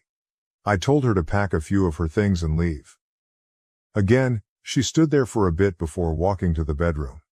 She came out about an hour later with her suitcase packed, and I haven't seen her since then. This time, I definitely don't need any help figuring out what to do next. I've already contacted a divorce lawyer, and I really want to make sure I hurt her in the split because I've put up with way too much over the years. I'm so exhausted and annoyed that this is what it had to come to. I'll update you all once the divorce is finalized and I know where I stand. Update 2. I am incredibly happy to share this update and feel like a massive weight has been lifted off my shoulders. Honestly, I feel fantastic. In a previous post I described my extremely jealous wife who constantly accused me of cheating or being interested in other women. Her decision to intentionally make me jealous and then sleep with another man was the final straw. I quickly contacted a divorce lawyer, and it didn't take long for the papers to be prepared. I made sure she was served at her workplace. For context, she works at a publishing company, so I'm certain this created some office gossip. In fact, I know it did because she sent me an angry text that evening, accusing me of embarrassing her and being vindictive. Fast forward to the divorce proceedings, I realized I had messed up big time because I had no concrete evidence that she cheated on me. I didn't record my conversation with Bill or the confession from her affair partner. I tried to see if Bill could get the affair partner to admit it again, but that wasn't feasible. However, I managed to convince the court by explaining her jealousy, the couples therapy we attended, and recounting the entire story honestly. She attempted to spin the story in her favor from the start, but it was transparent. Thankfully, in the end, I received a very favorable outcome. I got to keep the house, which was fair since I lived there before she moved in. It was determined that there was no need for me to pay alimony, even though I earned more than her, because the difference wasn't significant enough and the judge didn't want to reward her behavior. Fortunately, we didn't have any children, which was a relief. I was glad to be free of any ties to her. I also think I got off easy because I agreed to let her take several pieces of furniture and appliances from the house. I did this mainly because I didn't want daily reminders of her around. So that's it, I'm finally free of her. While it's painful to realize that I spent so many years being falsely accused of cheating and then actually being cheated on, I'm relieved to be in a position where I know it won't happen again. Now, it's time to move on to the next chapter of my life. Am I the A for forcing my family to babysit for me? Why does my family expect me to babysit for my sister for free but get upset when asked to help? June 13, 2024. I'm 19 and living at home, working a part-time job, doing some freelance work, and taking online courses to prepare for college next year. My 25-year-old sister had her first child 8 months ago.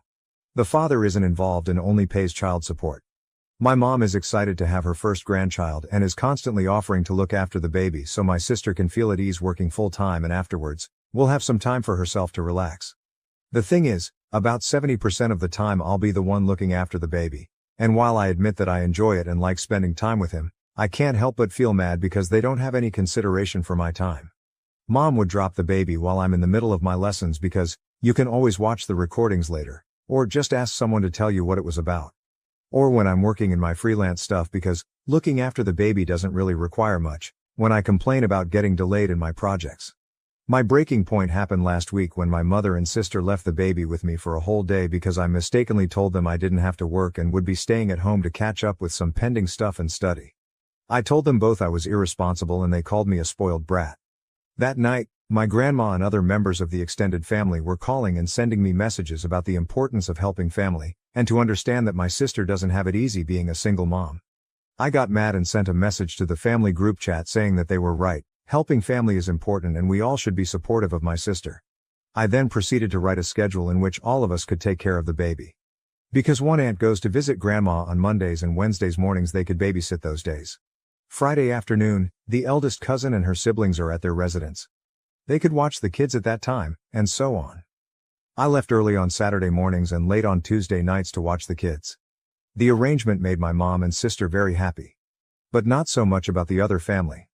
And when someone pointed out that my sister didn't get the baby for a whole day, discussions about my sister being an irresponsible mother started with my mother trying to defend her. Am I the A for causing this? How come they were expecting me to be my sister's unpaid nanny, but then they get offended when the same thing is being forced on them?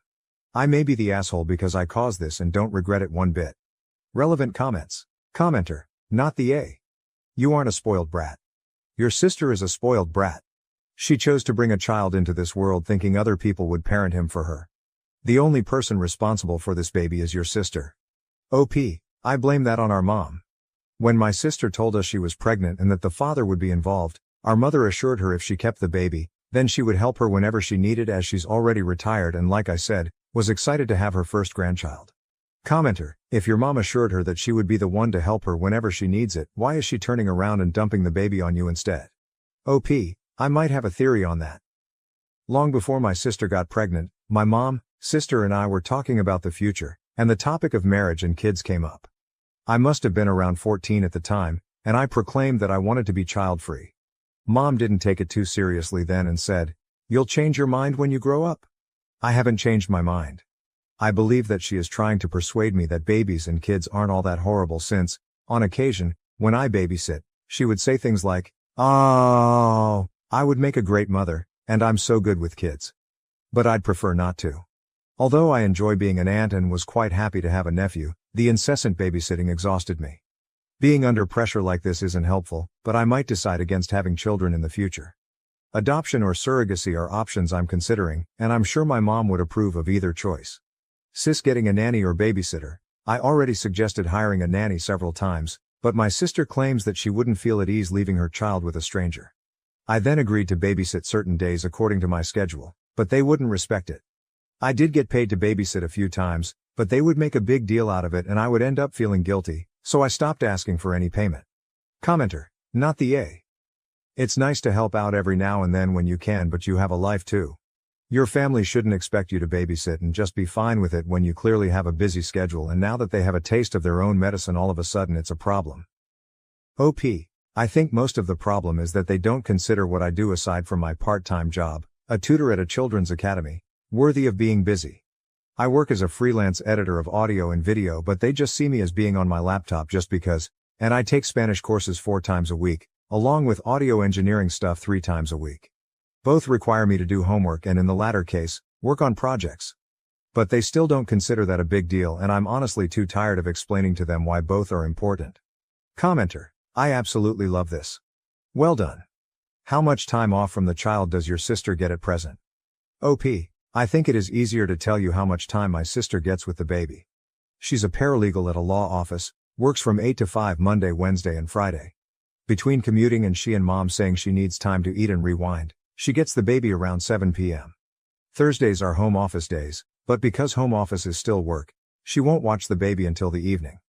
On weekends, she'll take care of the baby on Saturday evenings and Saturday mornings unless she goes out for brunch or coffee with her friends, which isn't every Saturday, to her credit. Sundays are split half and half. We usually spend the first half of the day with extended family, and in the evening, the paternal grandparents visit to bond with my nephew. So, objectively, she does not really spend a lot of time alone with baby. Commenter: that was a beautiful way to address that.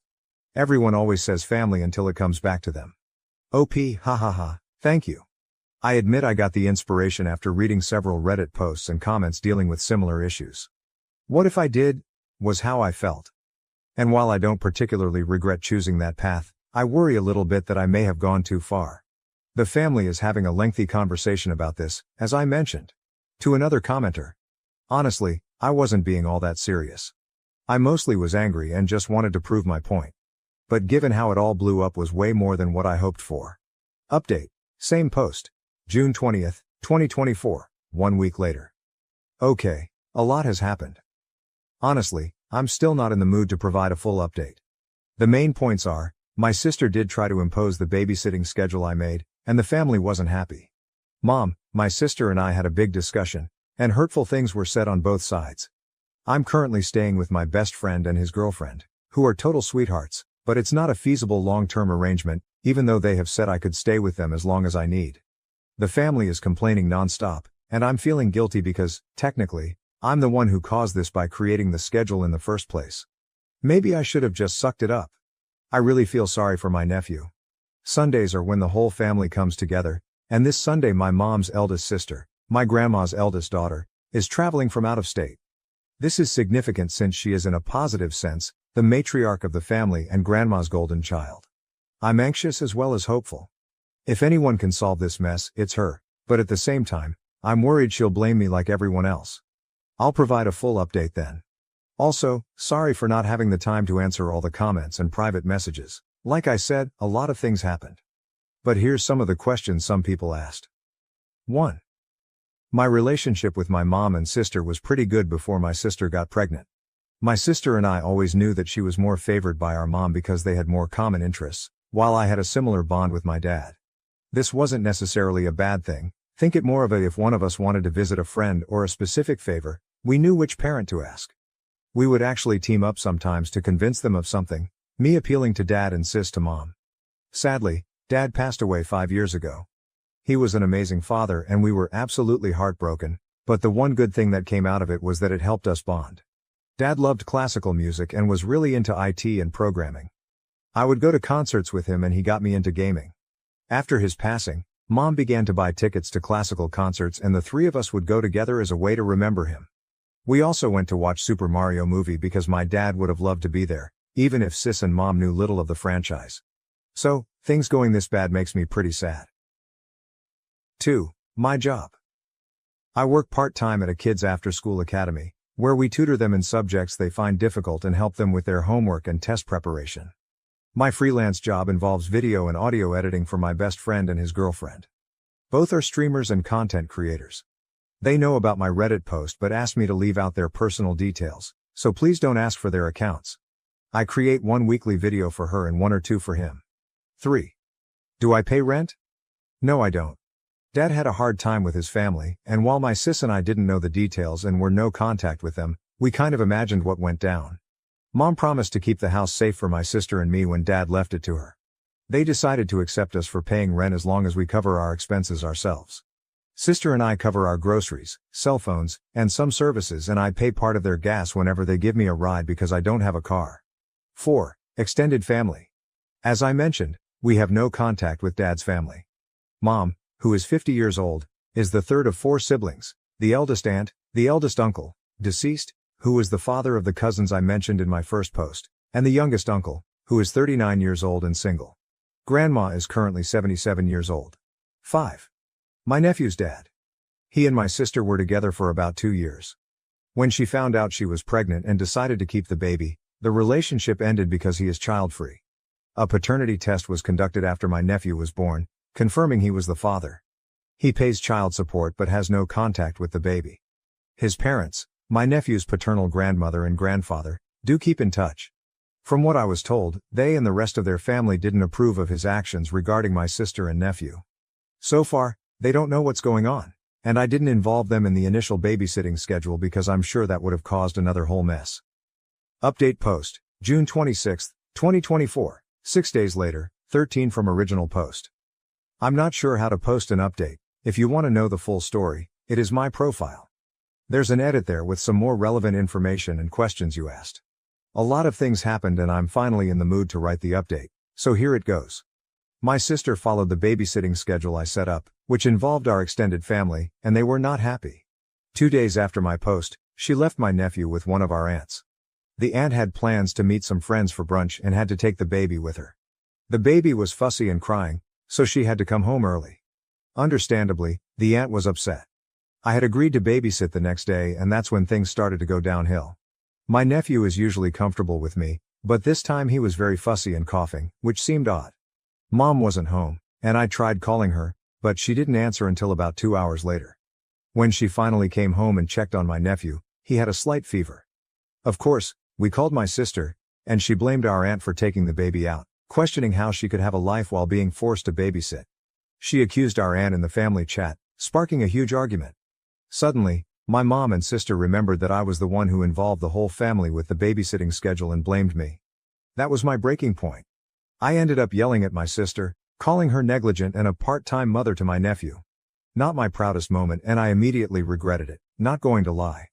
My mother countered by saying that if my dad, who passed away 5 years ago, could hear me, he would have been very disappointed in me. That really hurt because I was very close to him. And he always put family above everything. Still, I was mad and said that I expected my sister to reimburse me the amount I took from my college fund in full. Again, not my proudest moment, and I immediately regretted it, not going to lie. Some background. When my sister and I were born, Dad and Mom set up a college fund for each of us. Dad always encouraged us to study and improve ourselves. When my nephew was born, I took $5,000 from my fund to start one for him in honor of my dad, as I'm sure he would have done the same. After that, I packed a bag and took an Uber to my best friend's apartment. I told him what happened, and he and his girlfriend invited me to stay with them as long as I needed. I blocked my mother, sister, and the rest of the family, spending the following days both avoiding them and worrying about my nephew. Last Friday, I received a call from an unknown number. It was one of my eldest aunt's daughters. She and her family live in another state, so they mostly followed the drama from afar.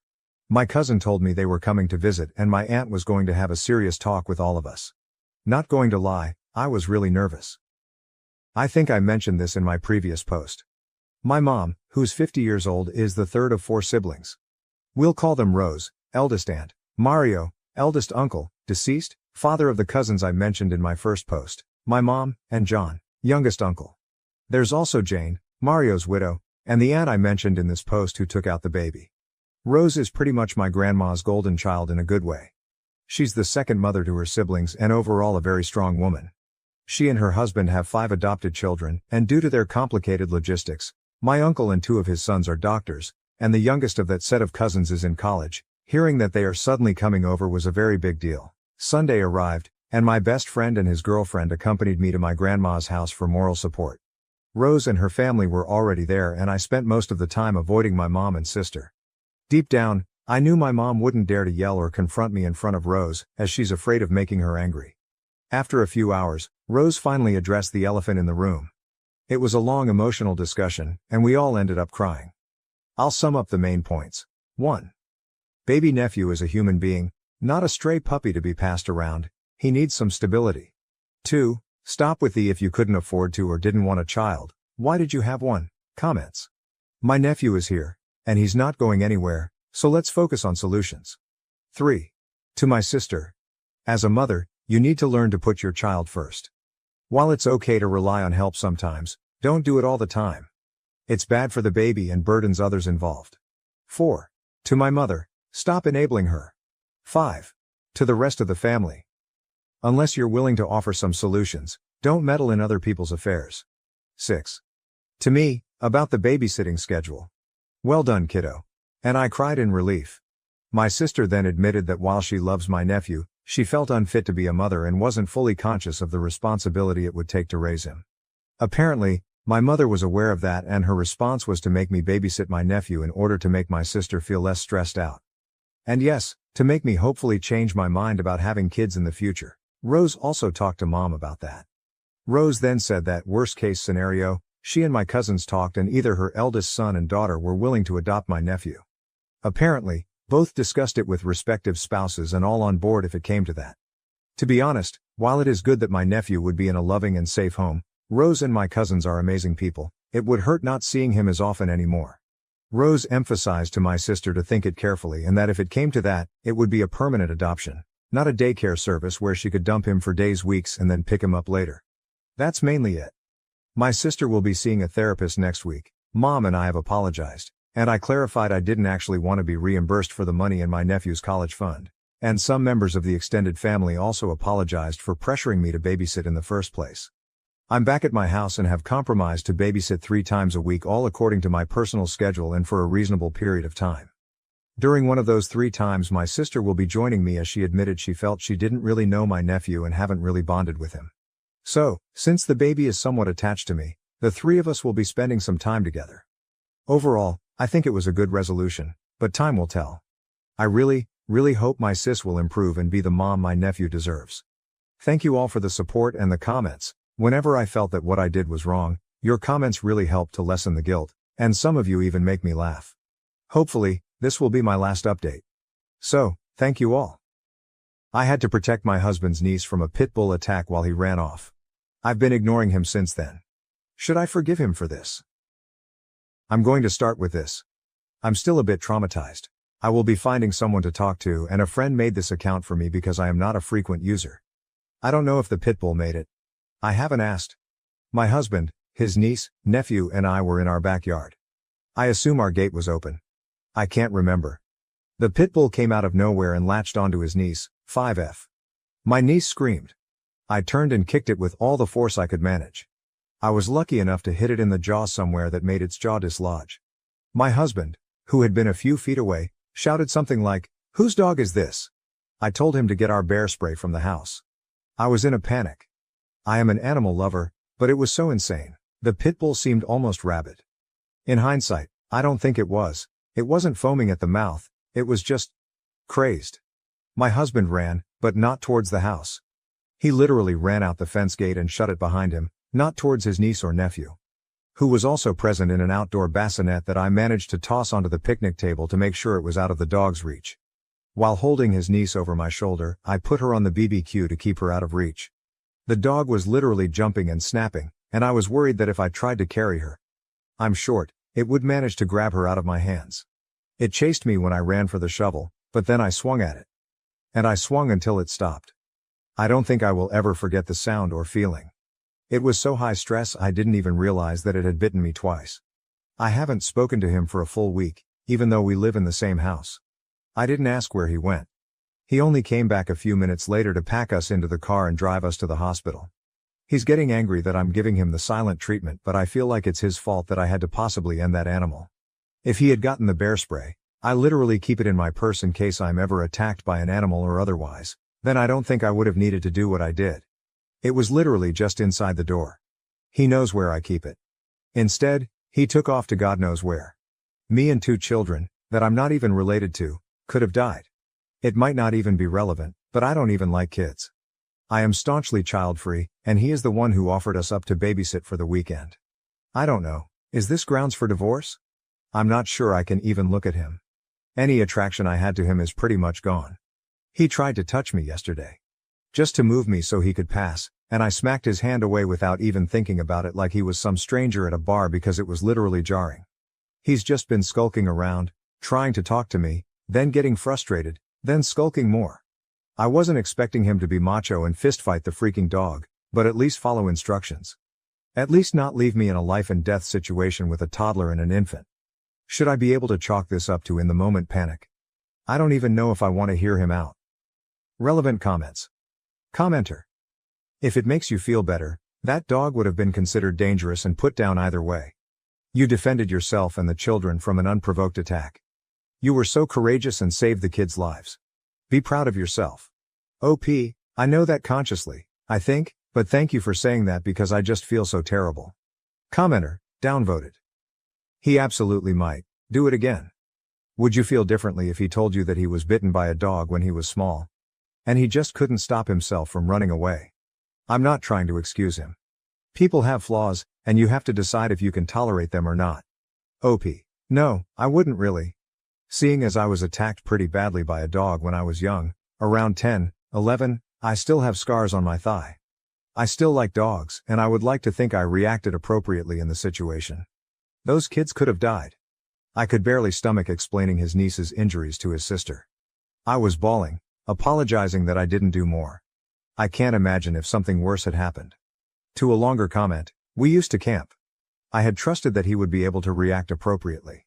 Also, he doesn't have any childhood incidents regarding animals that I know of. I actually do. I was attacked by a German Shepherd pretty badly, but I still like dogs. Commenter, downvoted. Fight, flight, freeze, or fawn. Everyone reacts differently to treat stress. In the middle of a crisis, some people panic and cannot follow instructions or even hear instructions. They're just in flight or freezing. These reactions aren't really something we can control. I mean, you don't even like kids, and your instinct was to protect and fight. I'd talk to him about it. OP. I'm trying to. I keep telling myself to try and then I see him and I remember him freaking running. I don't know if I want to be with someone whose reaction is flight at all. Even if it comes naturally. One more thought from OP. If his niece and nephew had died, I just don't think anyone would give a damn about his instincts. That's the thing, because they could have. Why should he have to protect you? Would you protect him? I expect us to protect each other, I guess is what I mean. I didn't expect him to take one for the team. I expected him to have my back. Update. My friend said that people update often, but I don't know how to attach it to the other post. I thought I'd update since a few things have happened. Sorry if this is needlessly long. I didn't expect this to get so many comments and kindnesses. I want to say I'm so sorry to everyone who has experienced anything similar because, my God, it has not been easy. For everyone worried about my mental health, I got an appointment through an app with my work yesterday because I decided I really needed it and labeled it high priority. However, it felt like just a preliminary meeting. She said she wanted to get me feeling a bit more comfortable because I was visibly tensing up whenever I started talking about it, and she even noticed it through the video chat. Last night, I also told my husband I needed space. I apologize that I don't have more of an update on our relationship than that. I wasn't as nice as I wanted to be, he argued and didn't want to leave. It's my house. But I told him I just didn't want to look at him, that I couldn't look at him. He cried, and I hate that I felt apathetic towards it. I haven't slept well, so I'm not sure if I'm just overtired and still so shaken. I was also emotionally exhausted after the appointment, so that might have added to it. I got a few questions about his sister and her husband, so I thought I'd answer. They aren't speaking with him. I don't know when it happened. I was definitely out of it at the hospital while I was getting the stitches and everything, but I do think after I was done blubbering and trying to explain how something so terrible happened to their little girl under our watch, they apparently asked him where he was. I still haven't talked to him about where he went, so I don't know. However, it clearly didn't satisfy them. His niece just got out of the hospital yesterday, so that really triggered everything and a lot happened. I had sent flowers, a bear, and this one toy she'd been asking about. I didn't go to the hospital though. I was scared seeing me would make her nervous. But his sister and her husband sent me flowers too, and it made me bawl again. I'm just a freaking mess, honestly. The father sent me a long message that I haven't been able to get through, but it's the sweetest thing anyone's ever sent me. He also sent me a $1,000 Visa card. I literally thought I was reading the amount wrong. They are good people, and I still feel terrible that I couldn't have done more for her. Everything's just replaying in my head. Anyway, I obviously haven't looked into filing yet, but I am not against the idea of it, and it really did help me feel better about wanting a divorce over this. I know fight or flight can't be helped, but now I think I realize that it's okay not to want to be with someone who would leave you behind. I think I can say I'm a fighter, and I want a fighter with me. Maybe he'd be better off with a runner instead too. Then he at least wouldn't be leaving someone behind. I don't know.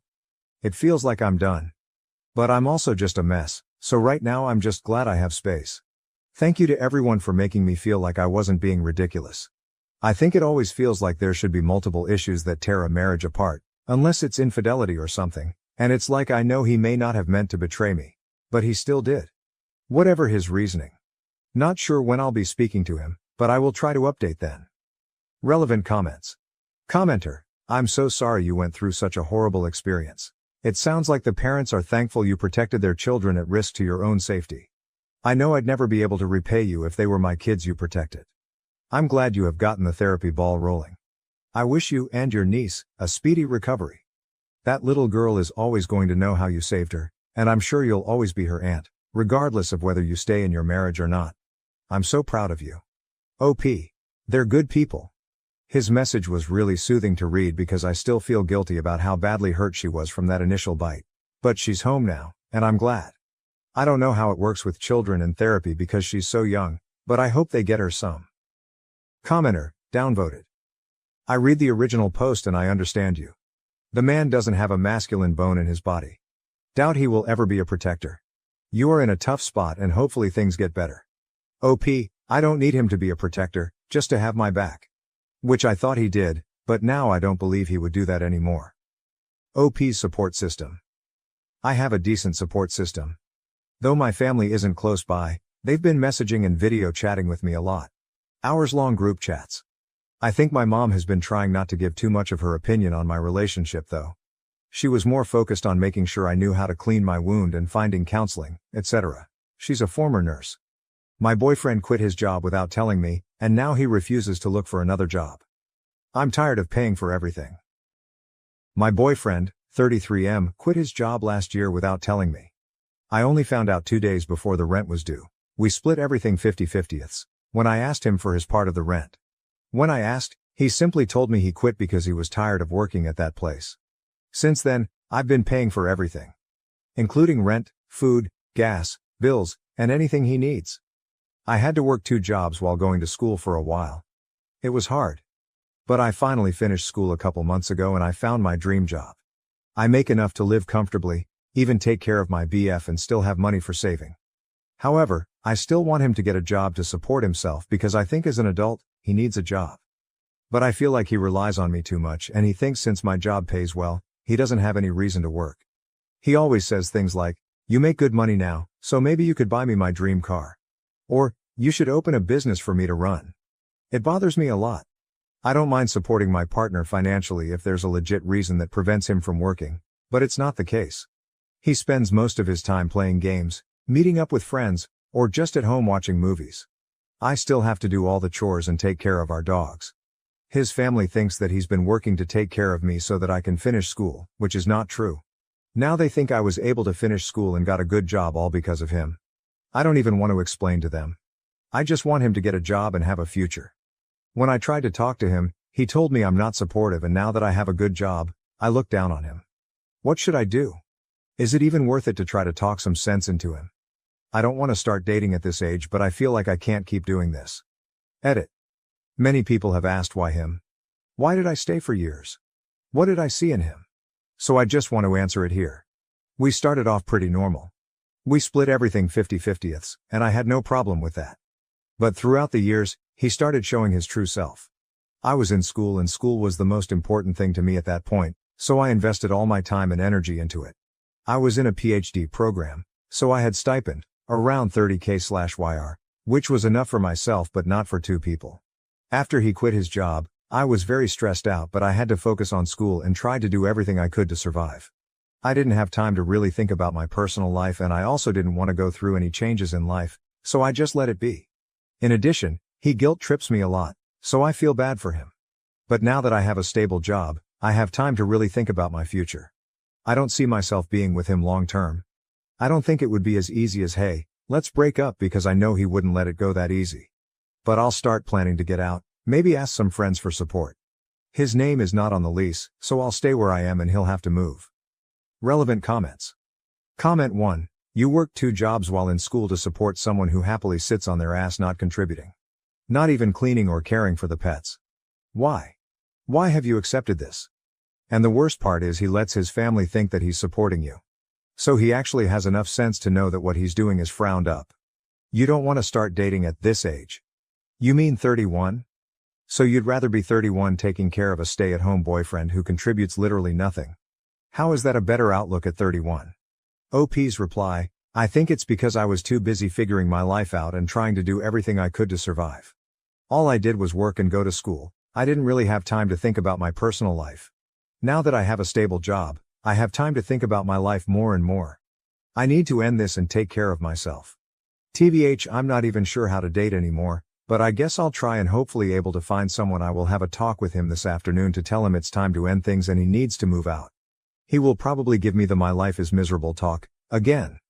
But I think reading all these comments makes me realize I should feel bad for myself and not for him. I'm sure once he moves back to live with his family, they will reach out to me to tell me how good he has been treating me, and how he helped me through school. They've done this before when I told them things weren't working for us. I will tell them everything this time. Comment 2. You were in a PhD program. You are intellectually smart, apply that to your emotional and financial intelligence. If you were a classmate when this happened, I can tell you the other grad students would ask why you were still with him after a grace period of a couple of months. Leave and rebuild your life. OP's reply. I haven't told any of my family and friends about the situation because I'm kinda ashamed of it. My friends would probably think I can't be this stupid. But 2 of my very close friends did tell me that I deserve better, just based on the way he treats me in front of them. I will have a talk with him this afternoon, and a couple of my friends will be waiting outside, in case he gets physical or refuses to leave. Wish me luck. Update 1. It's been 2 months since I posted about my situation on this sub, and I just want to give you an update of how things went after I made that post. Before I go into the details, I just want to say I really appreciate everyone here. After I resolved everything, I occasionally would go back to my original post and read the comments to remind myself that I've done the right thing. After posting on here, I went home from work that day and asked my friends to come over but stay in the parking lot while I sort things out with my now ex-BF. Before I could even start the conversation, he told me his friend got a new car recently and how I should get him a car since I can afford it. I got really upset and told him he could have got himself a car if he was working. I told him how stressful it has been for me with him not working and fully relying on me. He started the "my life is already miserable and you're not being supportive" talk. I was sick of it. So I said I wanted to end things here and he needs to move out ASAP. As expected, he got upset and threw a tantrum. He was yelling, throwing stuff around, and when he realized I was being dead serious, he started threatening to hit and kill my dogs. I jumped in between him and the dogs to stop him from harming them. Then he pushed me and grabbed me by my neck. I was able to get him off of me, put the dogs into a room, and called my friends to tell them to come in and call the police. He was trying to hit me, but my friends got there in time. I think he got scared when he saw my friends showed up, so he backed down but still verbally told them to get out of the way or he would hit them too. The police came. They took him away and told me he wouldn't be able to come into the apartment anymore. He had to move but would need to be escorted by the police if he wanted to grab his stuff later. It was a horrible experience, but it showed me that I've done the right thing. I thought that was the end of everything. But his auntie called me when she found out, and tried to gaslight me saying that he didn't do anything wrong and I was just upset, so I called the police. I told myself that I no longer have to deal with this bullshit, so I told her to leave me alone and hung up. His family would continue to harass me but stopped when I threatened to report to the police. I continue to pay the rent and bills like how I've always been doing. The only thing that's changed is I'm now so much happier. I'm the happiest I've ever been in years. I just got a promotion last week. I've been spending time enjoying life, with the extra money I have since I no longer have to pay for his expenses. As for my ex, he's moved in with his aunt. I got a protection order so we are not in contact at all. Relevant comments. Many people congratulate OP and wish her well. OP responds, "Thank you. It feels great to wake up in the morning and not have to worry about what kind of crap he is going to give me today. And OMG, the extra saving that I have since I'm not longer financially responsible for a full-grown adult. Thank you. I've realized that all the uncertainties that I had before really don't mean anything. My life is only getting better and I've received all the support I need from friends and family and people on Reddit too."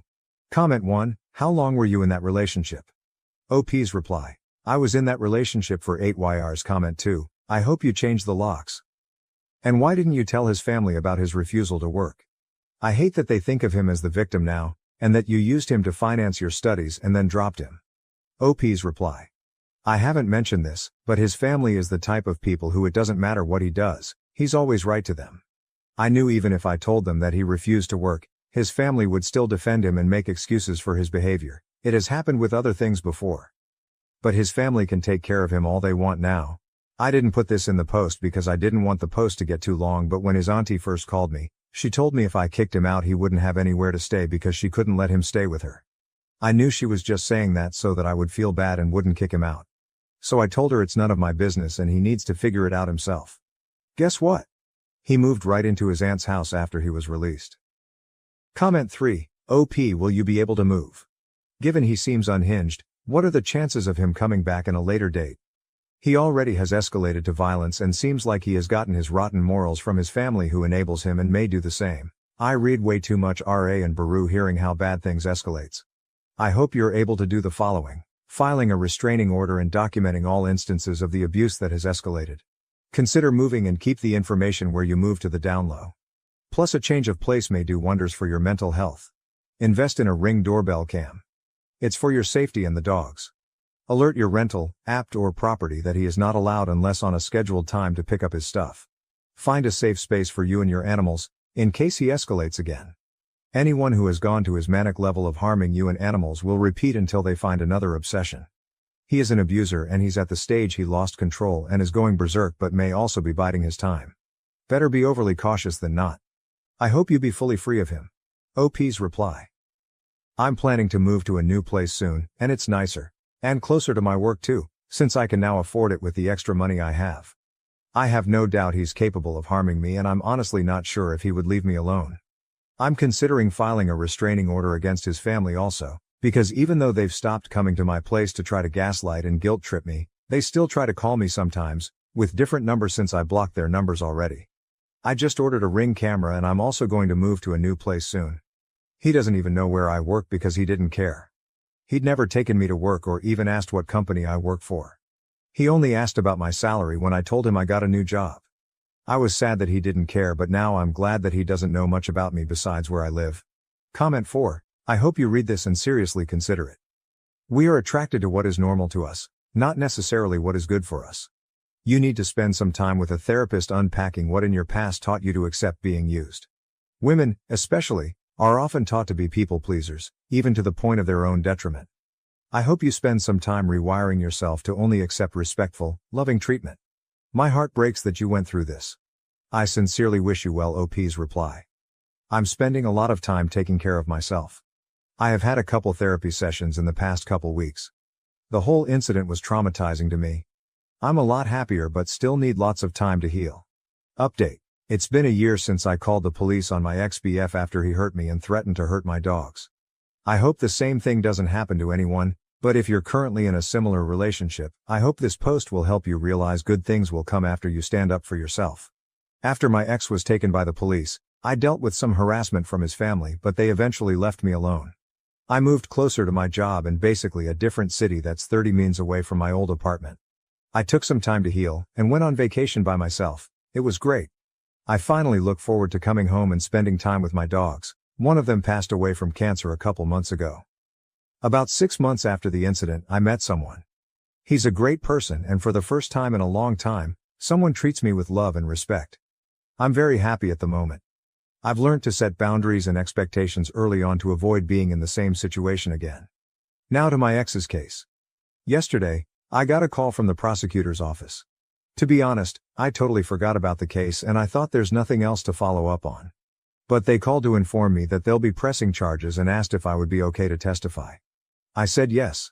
It'll be hard for me to go to court and talk about the incident if he's right there, because even though I've completely moved on with my life, I can still feel the fear when I heard about the case. I'm somewhat still traumatized by the whole thing, but I think he needs to be responsible for his actions, especially after his auntie tried to defend his actions by blaming me. It really sucks that I have to go through all of that to end a toxic and abusive relationship, but I got out somewhat safely and I can't imagine what my life would be if I stayed. It was a hard time, but it's worth it.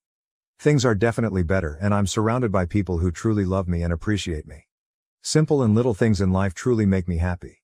Like how my BF got me bubble tea and prepared dinner for me when I had a hard day at work last week.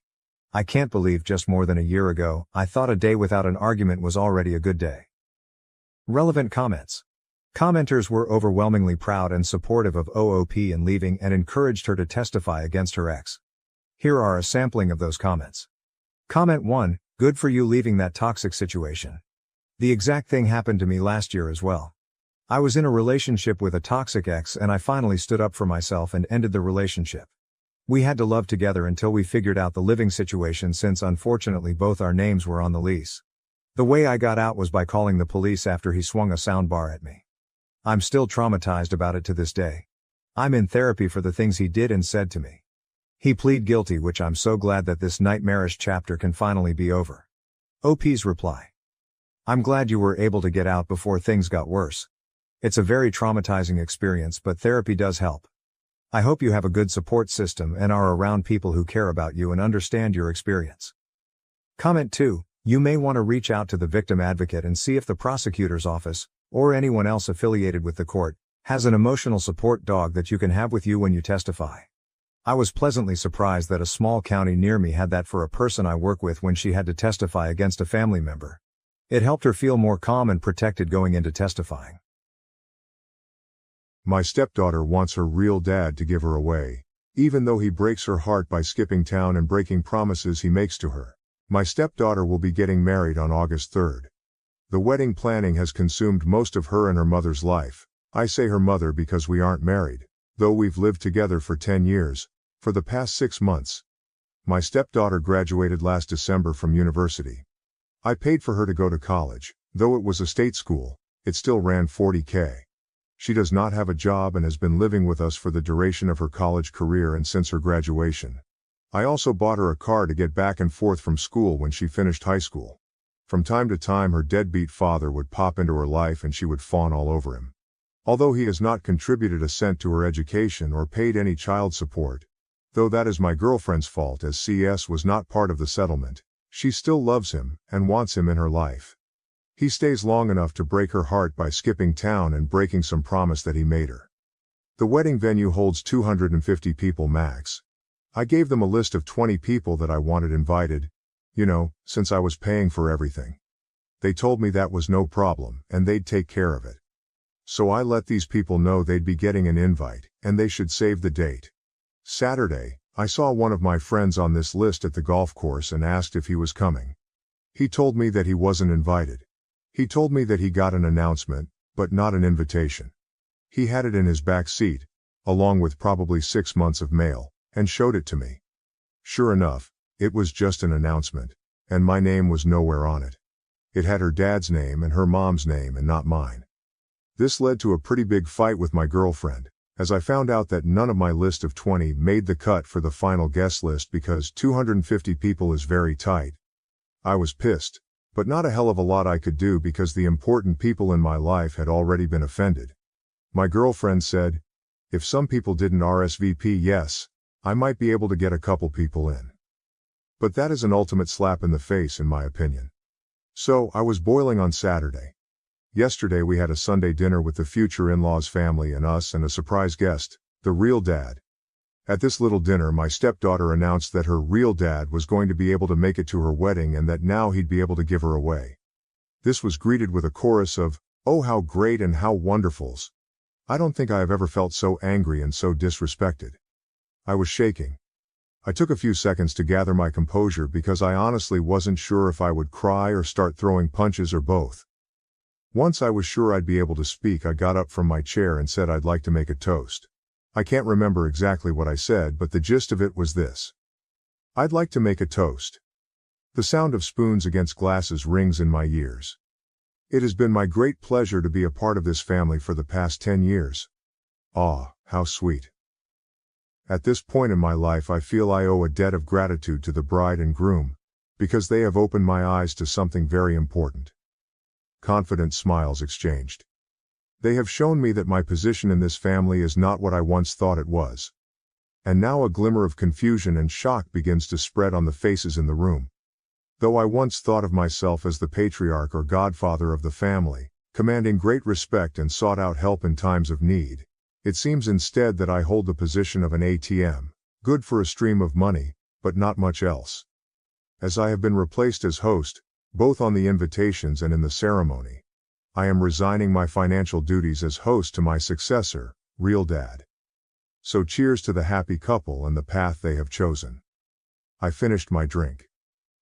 You all can let yourselves out. Is this selfish?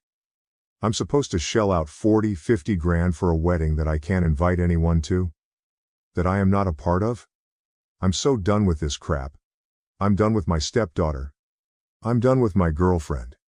I transferred the money out of our joint account last night. She has not had a job since she moved in with me. This morning I called all the vendors I had written checks for deposits to refund my money. At present, it looks like I'll lose around $1,500 for the venue, but the other vendors have been great about refunding. Too long, didn't read. You want your real dad to be on the invitation, to give you away and to sit at the head table. Fine, your real dad can pay for everything too. Update 1. The immediate aftermath was a tantrum and people sitting there mumbling while not actually saying anything to me, but to each other. After much yelling with the GF about me being selfish, I spent the night in my home office and no one knocked on my door, not once. Today's aftermath is kind of depressing for me. GF brought me bride's wedding planner to show me how much work I was ruining. I thumbed through it, found a page in the music section for father-daughter dances. All of the songs were catered to real dad's taste.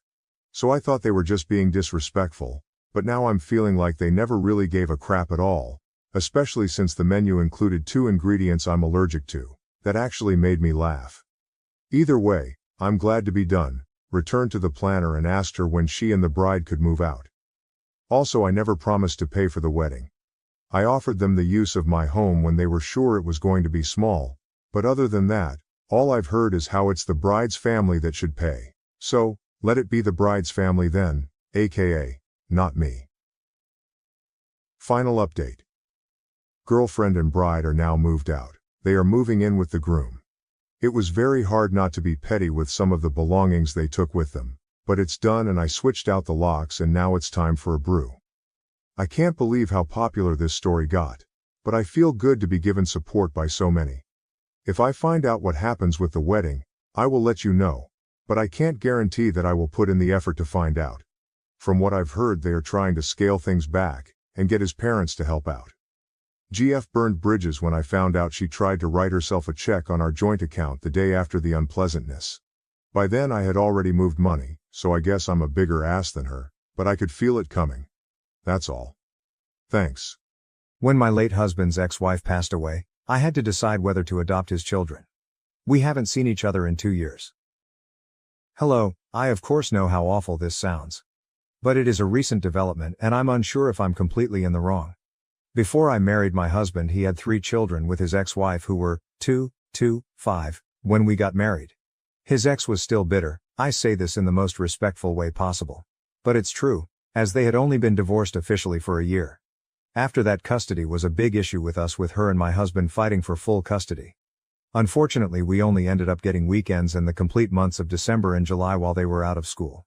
So it goes without saying I wasn't much of a mother figure to them rather than their father's wife. My husband passed away 2 years ago in an accident and I haven't seen them aside from the funeral in all that time. His wife called me up sometime last month to reveal she's suffering from a terminal illness, a brain tumor, and that she was hoping I could take in the children after she passed. Both her and my husband's parents are far too old to even care for themselves completely. I still take his mother grocery shopping as she can't do it alone, and that there was no one else who would be able to care for and support the children in a proper way. She said her sister suffers from addiction and I'm not sure if that could be something the state would consider if there was truly no one left. I told her I'd consider and needed to think it over and would call her in my mind.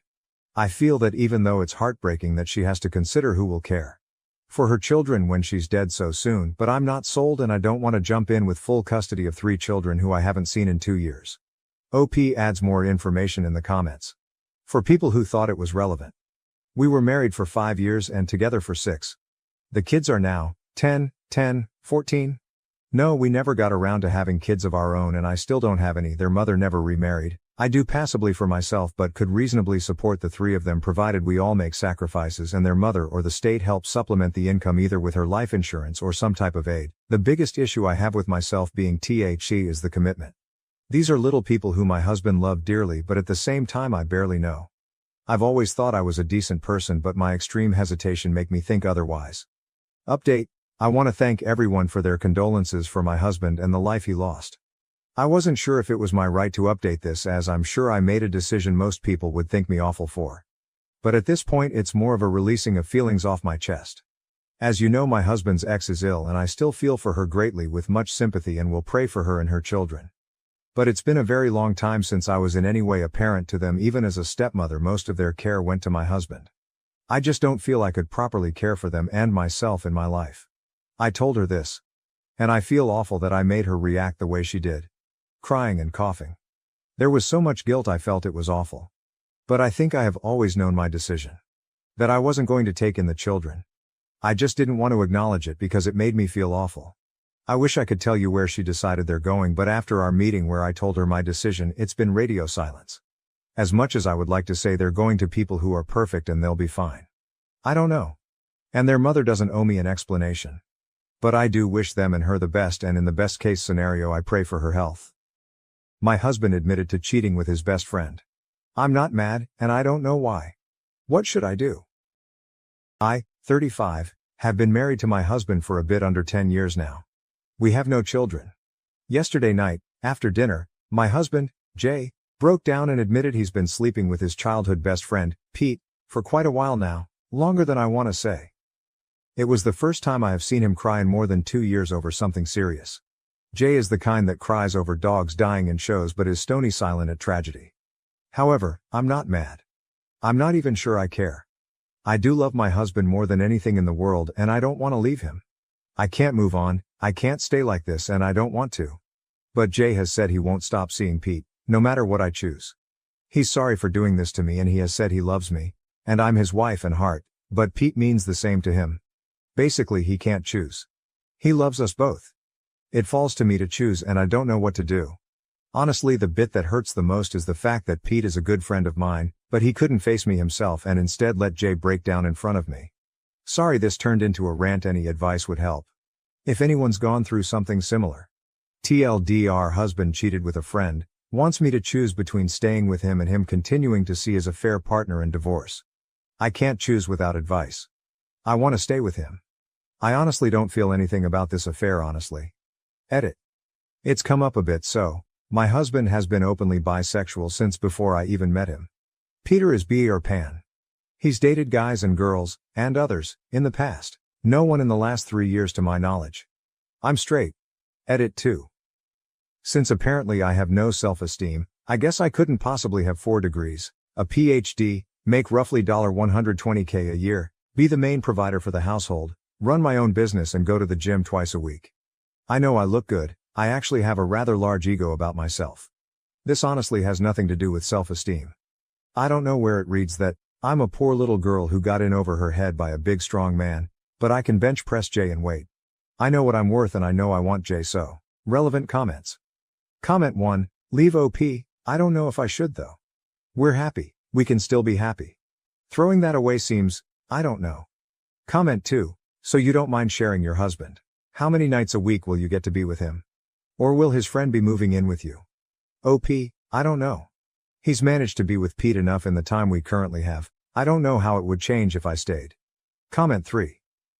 What I don't understand is, why don't you want better for yourself? He told you he doesn't care if you stay or leave. But Pete? He stays I think because he cares about his relationship with Pete. How do you stay with someone who doesn't care if you stay? He doesn't want to fight for this relationship. You yourself said you don't care that he cheated. You are financially independent, what's keeping you from just ending it and moving on? You say you love him, but if you did, wouldn't you care that he's cheated for years with a person you considered a friend? Wouldn't you care that he's chosen his relationship with Pete as the one he can't let go of? OP, must be how I wrote the post, sorry. Jay does care, he just can't choose and doesn't want to force me to choose. He's staying at a friend's house, not Pete's. I double-checked, he's staying with a married couple of lesbian friend we have, so he's not cheating with them, right now, so I have the house and quote, as long as I need to do anything. Is it bad that I don't really care that he cheated? I have some heartache of the lies and who it was with, not that it was a man, but Pete, but the actual cheating itself doesn't bother me too much and I honestly think I could just move on, ignore it or somehow work with it. Update. After reading all your advice I chose to ask for space, which he, J36M, freely gave. He was staying at a friend's house when I called, I couldn't face him yet, and asked. This helped to confirm what I already knew, he was indeed staying with our mutual friends. A married lesbian, both 36F couple, so no he didn't run to Pete, 36M as some of you thought. I was leaning towards separation after reading your advice. Well, a few days after I requested space, I decided to ask for separation officially. To cut a long ice cream and tear-filled 3 weeks short, I caved and called him. I did not beg for him back or anything like that. I asked him out for a walk and we had a long talk. It was a fair while ago so I can't word for word type what was said, but it boiled down to this. 1. I still love him no matter what. 2. He still loves me no matter what. 3. He loves Pete no matter what. 4. He does not value either of us above the other. When he spoke about me leaving but him not leaving Pete, he was giving me an out more than anything else. Jay would be destroyed if I chose to leave but he didn't want me to stay if I truly didn't want to, which is why he didn't beg for me to stay. After this talk, we stayed separate for a few more days. About 7 weeks ago, Jay moved back home and Pete came over for dinner. That talk was longer, harder and contained more personal details that I do not want to share here. But the points were as follows. Jay and Pete have not been together as long as I feared. It's about 28 months, not since they were teens. Pete truly didn't want me to get hurt and he was the one pushing Jay to be honest with me. Pete is gay, but he dated girls in the past. Neither of us are attracted to each other and we are not together. We are all going to individual and couples and group therapy. Couples are each of us as. Me and Jay need to work out our marriage and emotions, Pete and Jay need to work out the secrecy and talk through their own relationship and Pete and I want to work on working together. Something I should have mentioned but didn't due to the fact I knew how Reddit would react, is I'm asexual. I am not in any way sexually attracted to my husband, or anyone for that matter. However, I choose to have sex with him as I know he enjoys it. I still have a libido, I just don't feel the need to have sex. When I have sex with Jay, rarely, once every 2-ish month, it isn't a chore but more a more intimate cuddle. Jay knows this and has known this our entire marriage. In fact, he was the one who helped me figure out I was asexual. If this is hard for you to understand, remember attraction choices. Asophobes will be blocked with no reply, honest questions can be answered. So yeah, that's my story. I can take further questions in the comments. TLDR, we separated, cried, got back together, are happy, I got a promotion and we are all in therapy together and individually. Relevant comments. Comment 1, sorry I'm a bit confused. Are you guys a throuple minus the sex? Or did you get back together with Jay and accept he has sex with Pete? Also does that mean you now don't have to have sex with Jay out of obligation anymore? Because he's getting his needs met by Pete. OP, me and Pete are not together. I don't know if I will have sex with Jay again, it's something I'm working on in therapy. How do I tell my host mom about her son's weird behavior? I feel like she won't believe me, and I don't know what to do. Original post, July 1st, 2024. I never thought this would happen. I cannot sleep tonight because of how helpless I feel in this situation. I am an au pair. I started at 19, went to Australia, and took care of 2 little girls, and I loved it. After a year, I came back home and went to college. But I decided that I wanted to travel again because I'm interested in teaching English abroad one day. I met a really great family on an accredited website that I used last time for my au pair match. I met a German family. They really liked me and I really liked them and the area. I have always wanted to go to Germany, so after about 3 months of talking and making sure there was no other family I wanted to go with more, we went through with it. Now I am in Germany, and I have been here for 2 months. They have 3 children. All boys, including a 1-year-old who is the cutest thing on earth, a 14-year-old who is friendly and sweet, and a 17-year-old who I do not really provide much care for. He kept to himself a lot and did not talk much with me, which I did not mind because I'm mainly there for the 2 younger ones. But some weird things started happening. I began to notice that he started staring at me a lot whenever we were alone, or even at family dinner. He walks up to me at times and it sounds like he's asking me questions in German, but I can't understand him. The oldest boys can speak English. When I tell him I don't understand him, he just walks away. I asked his brother once what he asked, and he said it was something bad, and he's told his brother to stop, but he won't listen. Then, over these past 2 weeks, he's made accidental contact with me. Sometimes he will brush up against me even when there's enough room for us to not bump into each other. 1 or 2 times, when this happened, I felt something on my waist, like his hand, but I thought maybe it was an accident. Now that they're out of school, we're alone at the house during the day while the parents work, and sometimes when I'm playing with the baby he will come and play with the baby too, but he will be very close to me, like to the point where I have no personal space. I have had to tell him a few times to give me space, and his younger brother has even said the same thing. Still, for some reason, I thought maybe he was just shy before and was starting to get comfortable with me. I did not want to jump to conclusions or label him as anything, so most of this I have let go. I really like hanging out with the baby and playing board games and other activities with the 14-year-old. He is a funny, nice kid. But the bad thing that really happened was yesterday. The family went for a walk, and I stayed behind because I had bad cramps. The oldest boy also said he did not feel like walking, so he stayed behind. We were there alone, and after they had left I tried to go to my room, but he blocked me. I kept asking him to move, but he kept blocking me. The look on his face, like he thought it was funny, scared me. He would not speak English with me when I kept asking him why he was doing this, and at this point, I felt scared and decided to walk the other way. I was going to hide in a bathroom until the others came back. But then he grabbed my arm and forced my body against his. I do not know if it was a forced hug or what, but I tried to pull away, but he reacted by tightening his grip, so I just froze. He let me go after a few seconds and just left the room. When the family came back, I went into my room for the night because I felt like I would just start crying in front of them. I do not know what I should do. I feel ashamed that I could not fight him off, and that I am literally being harassed by a boy so much younger than me. I am scared to tell the host parents because I can tell they love their son a lot, and at the end of the day, I am just a random girl that they have only known for 2 months. I am torn because I love the younger 2 so much already and wanted to have a good time in Germany. But this boy is acting so weird. I do not know why he went from basically ignoring me to doing this. I know that despite all of this I should probably try to talk to the host parents, probably my host mom, as I am more comfortable sharing this with her. But I just do not know how to bring that up. How do I basically tell her that her son did something really weird to me? I never thought I would have to do this or be in a situation like this, and I need some help. Please. Too long. Didn't read. I am an au pair. One of the boys who I live with has consistently been doing weird things to me, and yesterday, he forced me into a hug. I know I probably need to tell the host parents, but I don't know what to even say. I feel so helpless and alone right now. Update, July 3, 2024. Hello, I posted not so long ago about a really bad situation. I hope that it's okay for me to post an update even though it was removed. I received a lot of people reaching out to me asking if I was okay and if I could provide an update, so I wanted to give some closure. In short, I am an au pair in Germany and was being harassed by my host parent's son, who is 17 years old.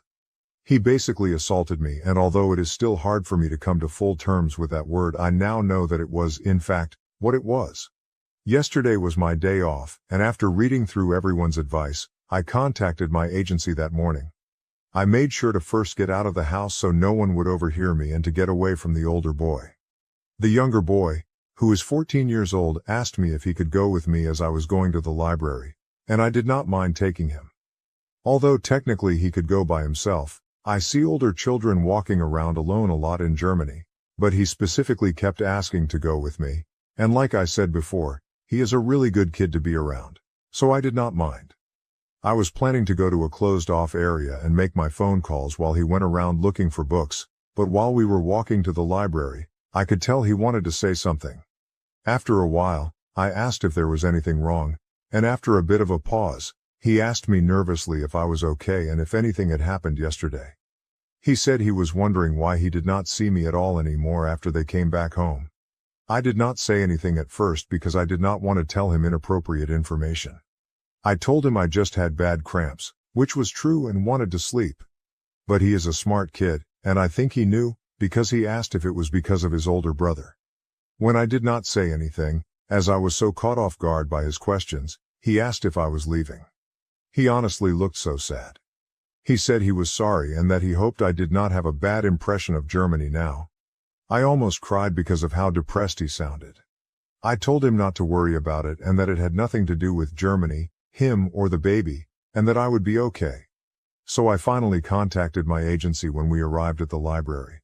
I was so nervous that I was shaking when I made the call, but they were amazing and took everything I was saying seriously. I just told them that the oldest child was making me feel unsafe, and in vague terms what happened, without going into too much detail. They understood, thankfully, what I meant and told me that they would work on replacing me, if that's what I wanted. They also said they would reach out to the family to let them know of what was happening and of my concern with their son. I then called my mom. Being a mother, after I told her everything that had happened, she yelled at me a little. Not in an abusive way, but for not telling her sooner, and told me very sternly that I was not going back to that house tonight. Even being an adult, I don't argue with my mom when she uses that type of tone. She sounded so frantic, and sent me money to stay at a hotel for a while until they found me a new placement, even though she really just wanted me to come home. I felt a lot better after talking to her. After a while, the younger boy came back over and told me, very plainly, I am going to tell Mom. He would not listen to me when I told him not to, or not to put himself in that situation. I can handle it. He seemed very angry. He tried to reassure me that his parents would listen, and that they know that older brother causes trouble sometimes. They had another girl, a few years ago, that left because of him, and everyone thought maybe since he'd grown up and changed it would be different. I stayed at the library while he went home, and just waited. I did not know what was going to happen. I already had a hotel booked by then and knew I would probably need to go back to get my stuff. About an hour and a half later, I left the library. Since the parents were at home today, I felt somewhat safe going back to get my stuff. Before I got back, I received a call. It was from my host mom. When I answered, she was very frantic. She asked me if I was okay, and where I was. When I got to the house, the parents were in somewhat of an argument. I didn't understand all of it, because they went between German and English, but I heard some words like, not again, and ruining. In short, the mother pulled me aside. She said that she wasn't aware that the oldest son was still like this. She begged me not to leave. She told me she wanted her two youngest sons to have healthy attachments to their caregivers, and that it was very hard for them to do this with the oldest. She was actually crying during all of this, and told me she doesn't know why he acts like that, but she did not raise him like that. And that while she loved her son, she was not going to tolerate that behavior anymore. She said that once he turns 18 next week, I had no idea his birthday was next week, he will have to go live with his uncle and cousin in the Netherlands, for the sake of everyone in the house. She told me they, the parents, discussed it a bit when the first incident happened, but since he seemed to act better, they dropped it at the time. When I asked where he was, she said that he left quickly when his brother came home, saying he was going to a friend's house. He probably will not be back, and she said that even if he does, she will not let him in, and will tell him to go to his aunt's, who lives not that far, until he can go to the Netherlands. She actually looked very sincere and stern when she said this, and even though the father looked like he was in shock, he agreed with what she said. I did not know how to respond to them. It was not the reaction I was expecting, but I wanted to be honest. I told her that I was going to stay at a hotel for a while, and that she would probably hear from the agency. I told her that I loved the two younger boys, but I might not be back. She said she understood but would appreciate it if I at least thought about it for a day or two. Before I left, I hugged the baby and the 14-year-old goodbye. So that is what happened. I am safe in the hotel now. I didn't at all expect that reaction from them. I felt almost sick with worry when I wrote my first post. Of not being believed. But even though the oldest boy probably won't be back and will eventually be forced to leave, I still feel the effects of what happened lingering. I still feel vulnerable and overwhelmed when I even think about what happened. I feel so bad for the younger children. I'm not sure if I should go back or not. She told me to think about it. I will give it some time and see what my agency says first about other placements. I just wanted to thank everyone for helping me through something really difficult. But I am safe now in this hotel and am not going to rush back into any situation without thinking over my options and asking for my mom's opinion. Thank you once again. Too long, didn't read. I contacted my agency and mom. Both listened and took me seriously. I am now safe in a hotel, and am waiting for my agency to get back with me on possible placements. My mom is helping support me financially and emotionally while I wait. The host parents find out about what happened. The 14-YO told them, and reacted in a way I did not expect. They are begging me to stay, saying that the oldest boy will be sent to live with relatives for his behavior once he turns 18. I am not sure if I will go back, although I miss the younger two. I am going to wait until my agency gets back with me first before taking next steps. Thank you to everyone who reached out and helped me. Added comments. Commenter, as a German, this post infuriates me. First of all, therapy is free here. It sounds like the parents did absolutely nothing when this happened for the first time. They just hoped and thought their son got better.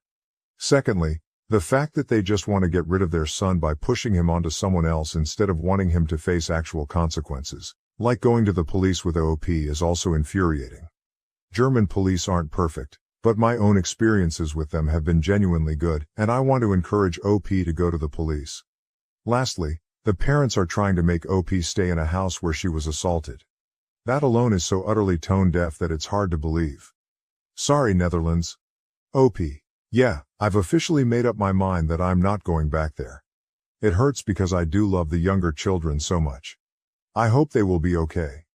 The kids I watch become a part of me in a way. I still keep in contact with the family from Australia, and the younger ones here really seemed comfortable around me.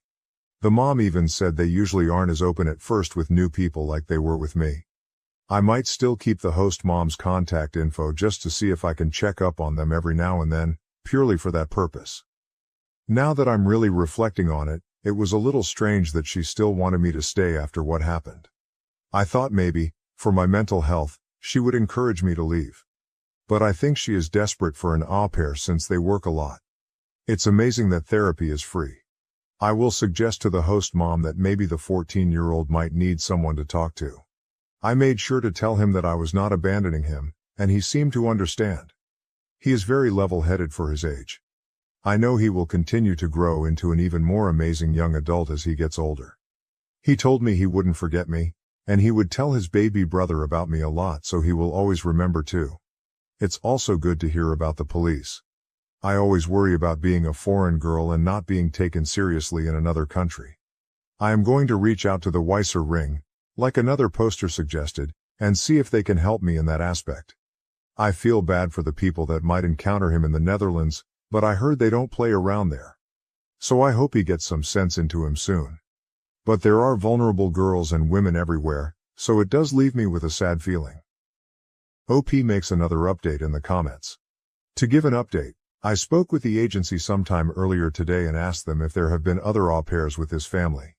They said this is their first time placing someone with the family, and if another au pair was with the family before, it was probably through another agency, but they had no knowledge of this, and when they interviewed the family was told this was a new experience for them. I am thinking maybe the other girl was through another agency. There are a few of them. I'm not sure that all au pair agencies can see each other's networks, but they said they will look further into it. They told me that for now, they will not be placing any new girls with this family, so that gave me some peace of mind. OP makes another update in the comments. To give an update, I spoke with the agency sometime earlier today and asked them if there have been other au pairs with this family. They said this is their first time placing someone with the family, and if another au pair was with the family before, it was probably through another agency, but they had no knowledge of this, and when they interviewed the family was told this was a new experience for them. I am thinking maybe the other girl was through another agency. There are a few of them. I'm not sure that all au pair agencies can see each other's networks, but they said they will look further into it. They told me that for now, they will not be placing any new girls with this family. So that gave me some peace of mind. Would I be the asshole for telling my boyfriend that him being a Trump supporter gives me the ICK? Hi y'all. New account because I don't really want anybody connecting this with me. I, 20F, started dating my boyfriend, 21M, about 2-ish months ago. We've known each other for approximately 3 years. We weren't initially interested in dating, but it kinda just happened, and things have been really well except for one thing. I found out he's a Trump supporter. Now before you lecture me in the comments about how I shouldn't let politics get in the way of my relationship, please hear me out. It's just been a couple of things that have really rubbed me the wrong way about him for some reason. For context, I am a Hispanic female immigrant, fled from a country where, if I can put it in simplest terms, went to shit, who's had nothing but bad experiences with Trump supporters because almost every single time without fail, they would always say or do something extremely demeaning to myself or my family, talking about how people like us should be deported without even realizing they are referring to us, saying that people like me are a threat to the country, slut-shaming, etc. etc. I consider myself the kind of person who judges a person's character based on what they believe in, and time again, it's been proved to me that these types of people are the type I should stay away from. On the day that Trump got convicted, we started talking about politics, and he told me that he's not really a felon. The courts were unfair, there was bias, and he should have had a fair trial. Not exactly verbatim, but that's pretty much the point he made when I told him that Trump was a felon now. When we were watching The Boys, S4, and that one part where an old man was explaining to Newman that women can reject pregnancies, he agreed with that old man. When I explained to him that that's not how women work, he apologized to me, but I was still absolutely surprised that he didn't even understand such a basic thing about women. He has a sister, so it's not like he grew up without women in his life. We had a conversation about immigration, and he told me that all immigrants should be immediately deported. I told him that myself and my family are immigrants, and if that meant he wanted US to be deported, to which he said, but you guys are legal. I'm talking about the illegal ones. I told him that this type of rhetoric makes me feel unsafe, and the conversation kinda just ended there. When we were having a conversation about the Trump-Epstein relationship, he told me that it was all a conspiracy and that Trump isn't the type of person to do that. I brought up a bunch of examples of Trump being a predator, the pussy grabber stuff, heckling a 10-year-old, the creepy comments about his daughter, the flight logs, making the point that while being guilty by association isn't a thing, the other instances of him being a predator make this seem a lot more plausible. He told me that Trump never did any of that. And in a way, that kinda broke the camel's back for me, because I myself am a victim of sexual assault. And the nasty thought occurred to me that if I ever got assaulted, he probably wouldn't even believe me.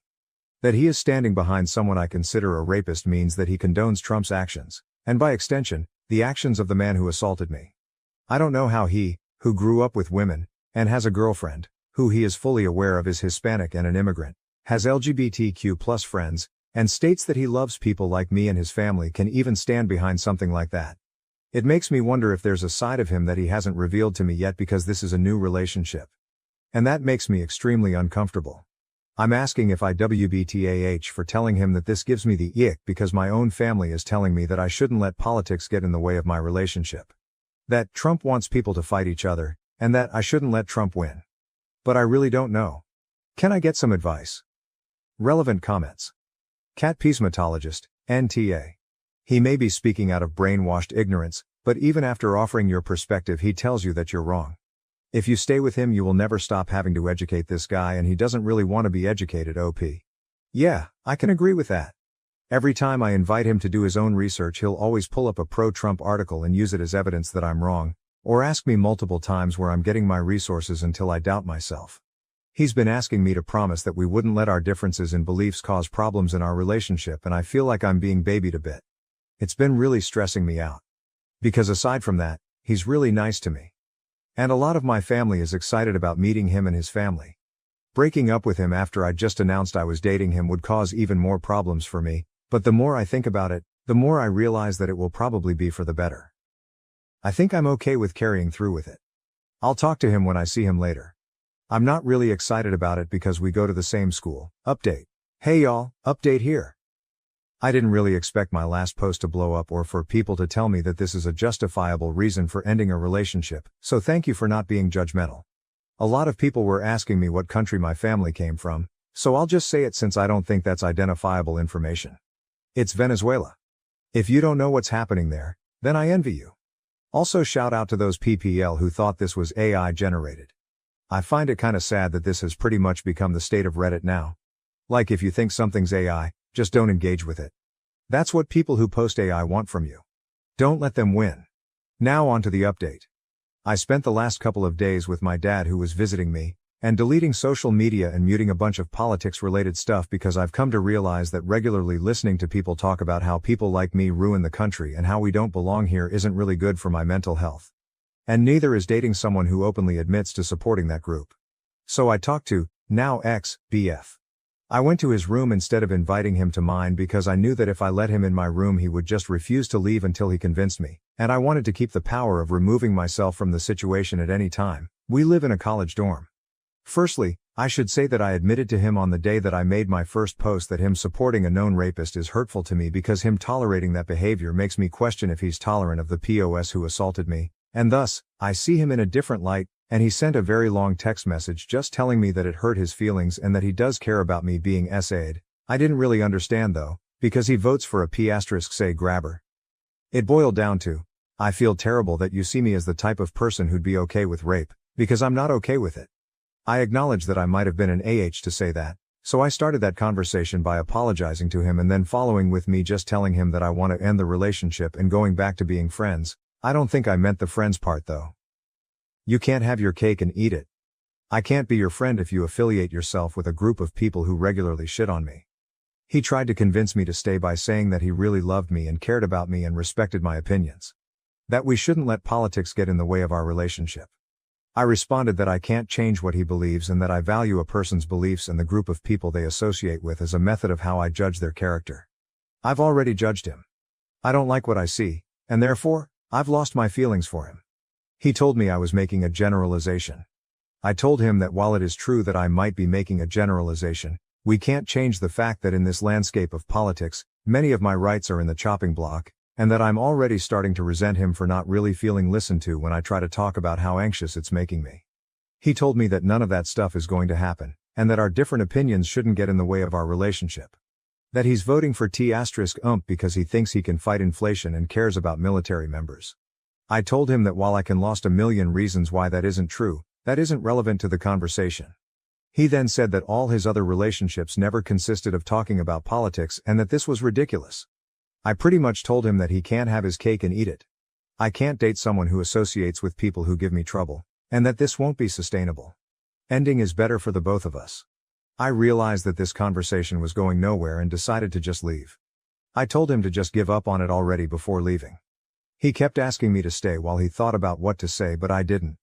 I'm just done. I don't really feel sad. I feel so relieved. I'm going to leave social media for a while and just focus on myself for a while. I'm going to therapy too. I'll stick around to read your comments. IDK how much longer I'll be able to respond though. If I go radio silent, then just take that as a sign that I'm no longer on this app. Have a nice day. Relevant comments, Mame Dennis 1974, NTA.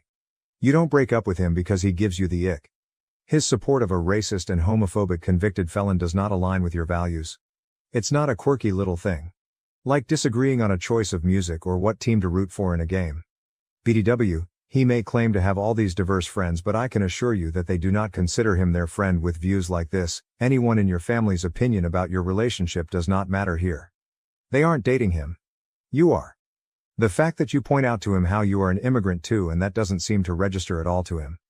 Honey, he's in a cult. There's no saving him, OP. You pretty much summed up my exact thoughts on why his gay friend doesn't want to hang out with him anymore.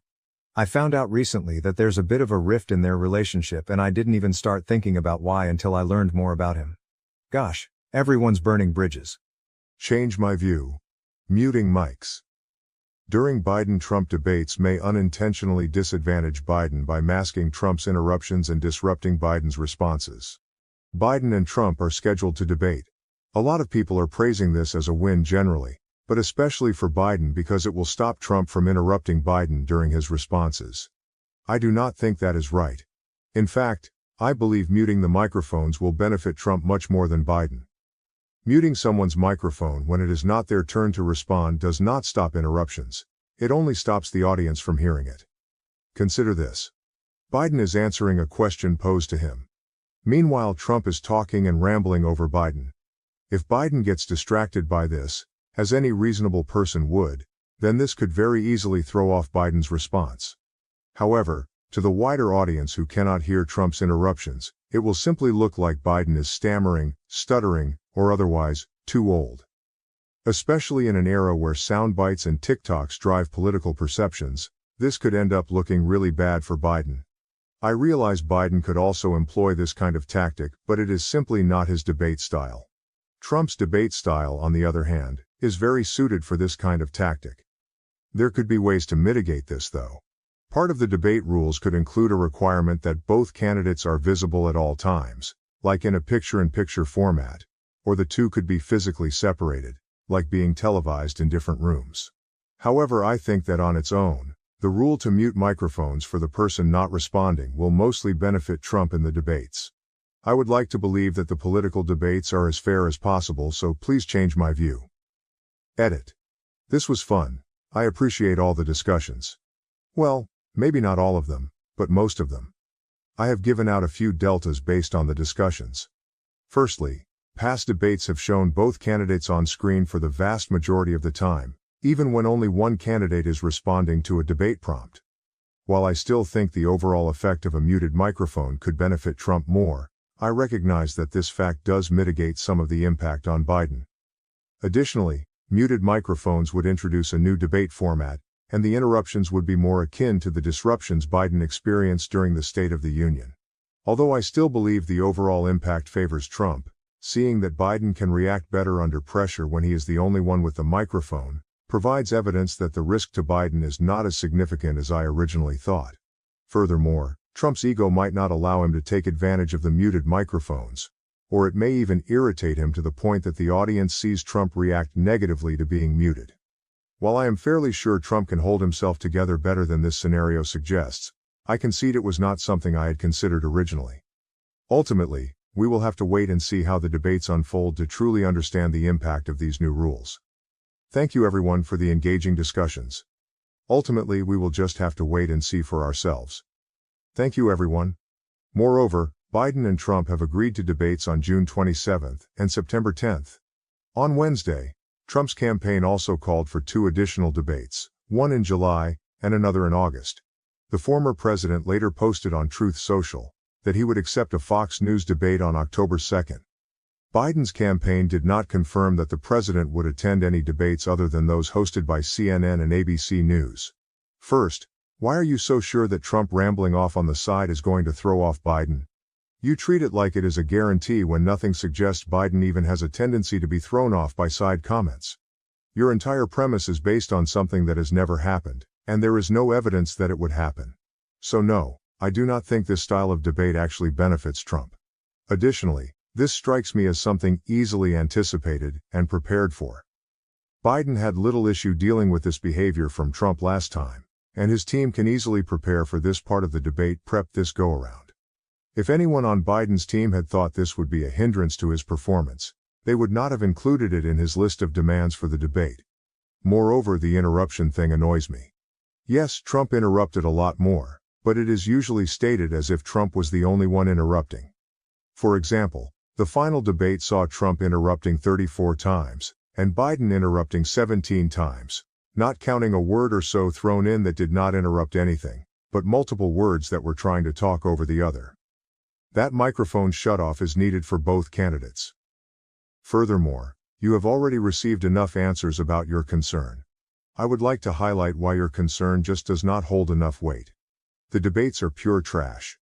We all know that the network airing the debate is not going to ask any real questions. Does it matter if they argue about a nonsensical question? What percentage of Americans are undecided but will vote? What percentage of those live in a state where their vote counts? 5%?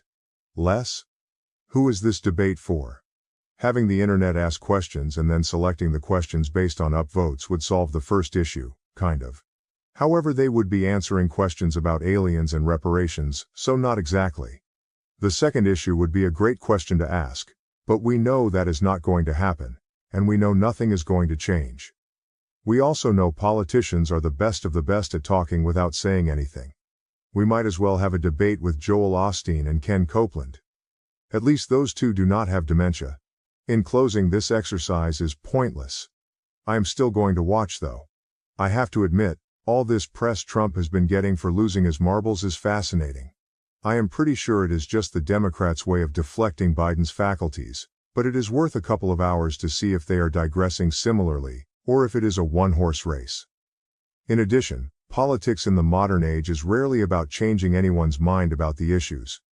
Instead, it is about motivating them to come out and vote, or making rebuttals to reasons the other side uses to try to discourage votes. Basically, turnout is everything.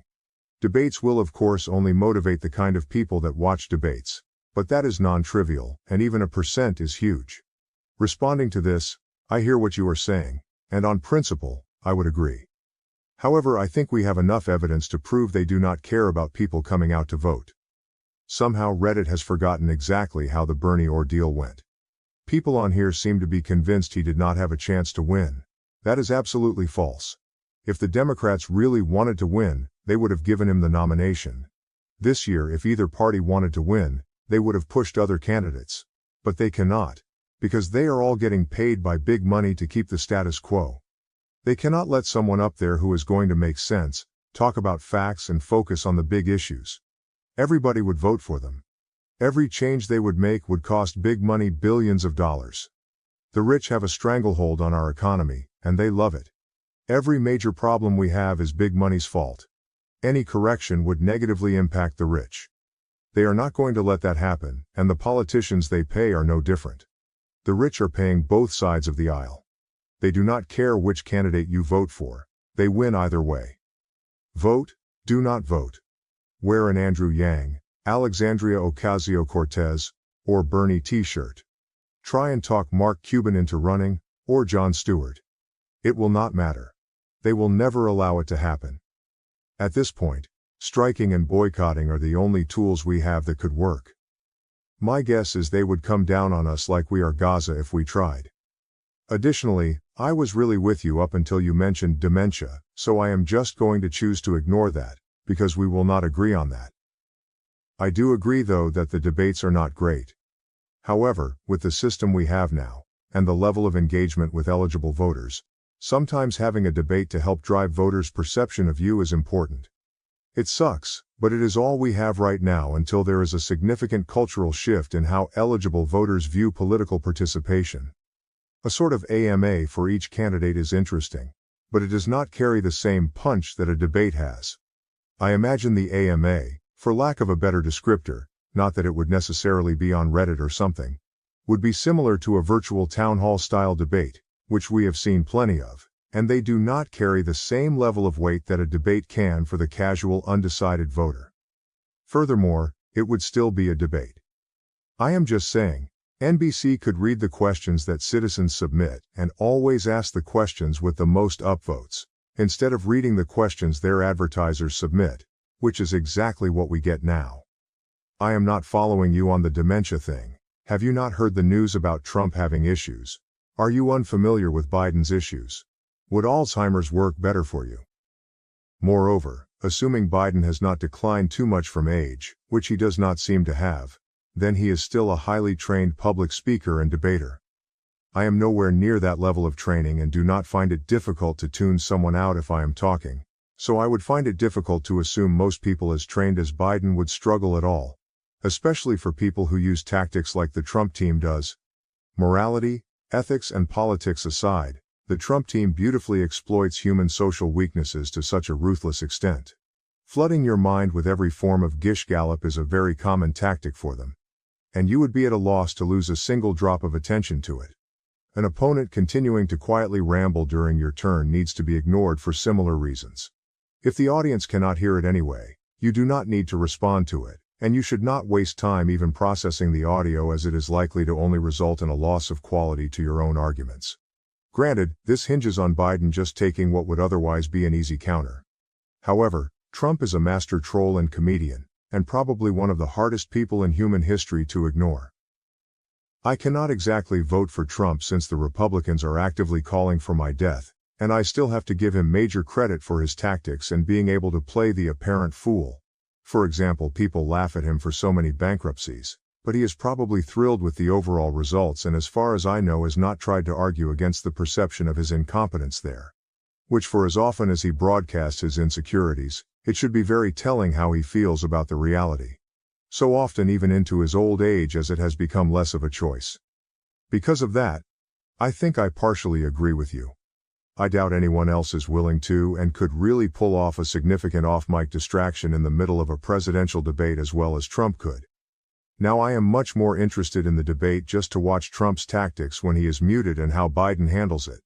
Lastly, nothing will stop interruptions. Biden already needs to prepare for that, so there is no change in that regard. Whether the microphone is off or on, Trump will try to interrupt and affect Biden. However, if the microphone is off, Trump cannot interrupt the audience from hearing Biden. Whether he stays calm or not, the audience will only hear him responding and will only see Trump trying to interrupt him. That is a benefit for Biden, as it makes it easier to ignore Trump, knowing that nothing he says is actually reaching the audience. What is more, the fact that Trump cannot be heard by the audience may bring another benefit. He may get triggered enough to do something foolish. Trying to come and talk to Biden's microphone, trying to scream loud enough to be heard, all of that will be a positive outcome for Biden. Highlight comments. To begin with, one sentence in the post states, especially in an era where sound bites and TikToks drive political perceptions, this could end up looking really bad for Biden. To this, one comment responds, I do not know. The "will you shut up man" is a classic. The original poster agrees, but they argue that addressing interruptions could potentially look weird to the audience. Additionally, addressing the interruption would take time away from Biden's response, and the fact that Biden would still have to address the interruption means he has to prepare for that, which takes away time to prepare for other issues. When asked, why would he need to address it? The original poster responds with a good question. They clarify that addressing the interruption could take any number of forms, such as actually responding to what Trump says, or even just taking a moment to pause to regather thoughts because the interruption threw off his train of thought. They assume that all interruptions get addressed in some way, meaning that when an interruption is created, the person being interrupted is no longer able to simply carry on with their response as if nothing happened. There is always a little bit of a distraction that manifests physically, such as a pause or even a facial reaction. A reply to this comment adds, there were a few things that came out of that one. Stand back and stand by too. Another reply states, no one who was not already completely pro-Biden was impressed by that. Moreover, part of Trump's way of debating includes getting a gotcha moment in those types of debates, and it will be harder for him to get those moments. A reply to this comment suggests, he is going to complain his free speech is being violated once they turn his microphone back on. Another reply adds, if he wants to spend his microphone time complaining, that is less time for him to actually address the questions asked. A third reply states, you have to stop conceiving of such people as capable of being rescued by outside forces. They are the only ones who can free themselves of the cult if they choose to. The only thing the rest of us can do is stop pretending cultists are serious people with a coherent political outlook and focus on moving less entrenched voters one step further towards sanity and caring about governing on policy concerns instead of just vice signaling buzzwords. The original poster responds, "That is a reasonable take. But still, I am not so confident that this rebalances the equation, in that the negative impact on Biden is still greater than the negative impact on Trump. You might be able to convince me if we dive into this further." To answer this, someone explains that Trump's debate tactic is to confuse the other parties and push his own agenda while cutting the other candidates, to get good publicity and clips spread over the internet of how he owned the other side. They see the microphone mute as a disadvantage because he will not be able to cut Biden during his points, which will allow Biden to pass his points clearly. Biden is more like a debater who comes with prepared points, while Trump adds stuff along the way, which benefits from open microphones as they can be delivered in the moment. Additionally, another commenter questions, "Why are you so sure that Trump rambling off on the side is going to throw off Biden? You treat it like it is a guarantee when nothing suggests Biden even has a tendency to be thrown off by side comments. Your entire premise is based on something that has never happened, and there is no evidence that it would happen. So no, I do not think this style of debate actually benefits Trump." The original poster replies, "I mean, these two have already had multiple debates together, with Biden getting thrown off by Trump's interruptions several times. A link on YouTube, I will update it in the comment below. There is my evidence. Do you have any evidence contrary to this?" Someone responds, "You are comparing being talked over by someone else with a live microphone, versus being thrown off by someone chirping on the sideline in your earshot. Those are apples and oranges. If you want a more apt comparison, then use Biden's response to being heckled at the State of the Union. That is what you are suggesting is going to throw Biden off his game, not Trump with a live microphone interrupting Biden." A reply to this states, "Because Biden is a stumbling fool, even when he has a teleprompter and a captive audience. He is going to be a mess whether there are interruptions or not. Pure comedy if he was not the leader of the free world. It is really elder abuse at this point." Furthermore, another comment observes, "This strikes me as something easily anticipated and prepared for. Biden had little issue dealing with this behavior from Trump last time, and his team can easily prepare for this part of the debate prep this go-around. If anyone on Biden's team had thought this would be a hindrance to his performance, they would not have included it in his list of demands for the debate." A reply to this asserts, "Bro, you are talking about the same Biden team that has messed everything up in a row for 4 years straight. Yeah. I do not think they think things through as well as you would expect. Even in the 2020 election, Biden did not win as much as Trump lost. People were already hating everything about the guy and would choose anyone over him. That someone became Biden because his slowness and lack of awareness was a strength when put with Trump. He did not get pissed and react as much as Trump wished he did, because he did not understand what was going on to begin with. He was not prepared to win. He simply had insane weaknesses that paired well with Trump's style. All Trump has to do is make adjustments. Biden is going to do it exactly the same as in 2020 because that was just him being him, slow and forgetful. Also, Trump has shown he can learn very well from the past, while Biden has persistently ignored it in every policy, decision, and discussion. I mean, the guy is a vegetable. I do not know why people give him and his team so much credit. That is why many people always underestimate Trump simultaneously. Democrats have made the exact same mistakes that they did in 2016 with regard to Trump. They have fallen into his trap all the same. Their efforts have backfired just like they did in 2016 because they are the same exact efforts.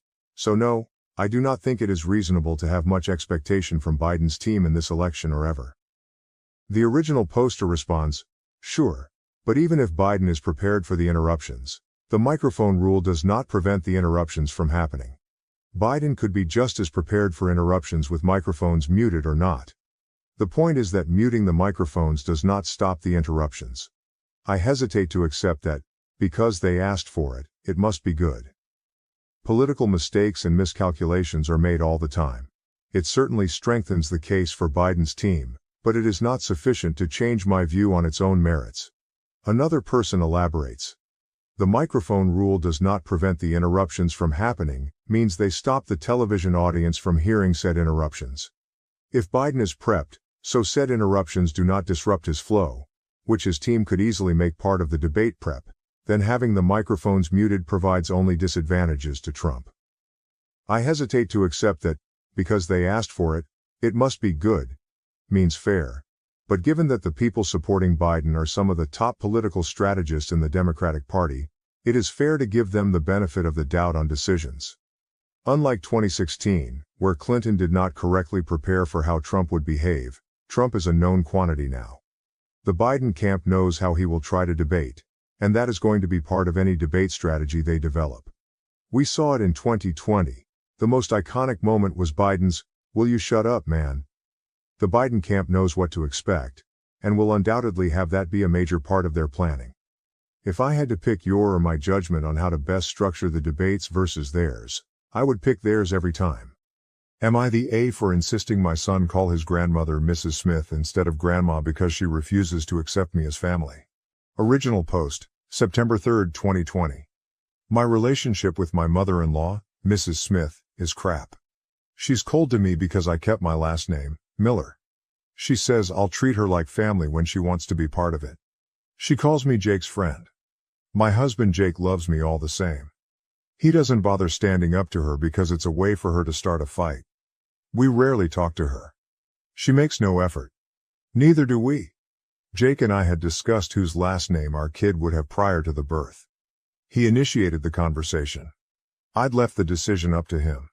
After the birth, the families visited the hospital. Jake asked what our son's last name was going to be. I told him it was still his choice. He smiled and said, "Little baby Miller, I like it." He filled out the paperwork. Mother-in-law looked livid. She started asking questions, but my dad started crying. Both of my brothers have died.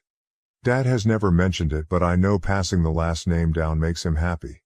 Neither Jake nor I anticipated this, nor did it for this reason, but it was sweet all the same.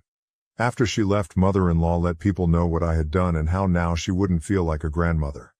A month later, a sister-in-law announced her pregnancy. Mother-in-law said, "Finally, I'll feel like a grandmother." Again, my husband didn't say anything, neither did I. Our son started talking. During a video call, where my mother-in-law did nothing but gush about sister-in-law's daughter, who is adorable, Jake was trying to get the baby to talk. Son lost interest. I took son, and Jake let mother-in-law ramble some more before ending the call. Mother-in-law said she wanted to say bye to son. Jake turned the phone. Mother-in-law said, "Say bye to Grandma, make son say it, I'm Grandma now." I snapped inside, so I said, "Say bye, Mrs. Smith." My mother-in-law's face dropped. Jake turned the camera away and said bye quickly. He laughed, said I was awesome, but we better put our phones on silent. The only call to text I responded to was the other sister-in-law, who said I didn't need to go out of my way to be nasty. That mother-in-law went around saying how excited she was about son, lie. That her initial comments were understandable because I talked Jake out of tradition, I did not, and that I'd hurt mother-in-law. Mother-in-law needed time to adjust. I said thank you for your input. Mother-in-law texted eventually saying I'd really upset her. I said here I was trying to respect the importance you feel to last names. You've said multiple times I'm not family because of my last name. You made it more than clear that's the reason my child doesn't make you feel like a grandma. Now you'll be known as Mrs. Smith. She said sorry. She didn't mean it that way, but that my dad's reaction was an example of how important last names are. I now had to forgive her because of my family. It made me angrier that she brought my dad into this, and I can't tell if I'm being the asshole or not. Edit. Thank you again to everyone who gave awards. It was very kind of you and I do appreciate it. Jake is home and I had him read the post. Some of you really cracked him up. Some made good points which we have discussed. Apparently, he also got a text from his sister and asked how much money she got from mother-in-law for telling me off. He also made sure to tell sister-in-law who had the baby that we hold nothing against her, should mother-in-law try to spin it that way. She knows mother-in-law better. Jake would also like to tell those who are telling me I should take his name that he disagrees and he's not about the sexism you're spewing. Though he does now want to send mother-in-law a Christmas card from the Millers. Edit 2. You guys are being great. I woke up to many more responses than I anticipated. Thank you. Just to clarify, my son will not be calling mother-in-law Mrs. Smith. They barely have a relationship as he's still a baby and mother-in-law makes no effort. After some discussion, Jake is going to take time to figure out what he wants from mother-in-law and if he thinks that's possible. Relevant comments. Commenter 1. Can I just say your marriage sounds great? The way you wanted the baby's last name to be his choice and he chose yours. There's so much love and respect here. Also, I like how he stands by your side in his mother's nonsense. You both are awesome. Not the AOP, I just assumed our son would have his. He brought it up. He said it was fair since I was doing all the work. He said if he pushed a human out of him he'd want to put his name on it. Which makes me laugh. I still let it be his choice because regardless of his name, I'm gonna love this kid. If we have a second, I may insist they get his last name. Seems fair. I am a very lucky woman, but it should be noted he wears his gross shoes through the house, so not perfect. But he says I sleep like an MMA fighter, so I suppose we're even. OP responds to a comment that answers many points. Here. I don't see a reason why you were angry when she told you about your father's reaction. Seems a pretty valid point, the importance that the last name has for your father and her. This observation doesn't excuse her actions but still a good point. I mean, for what you have said seems like your dad would have made some nasty comments, but his crying shows how important it is for some people. Mother-in-law divorced the man whose last name she took. It wasn't even her original name.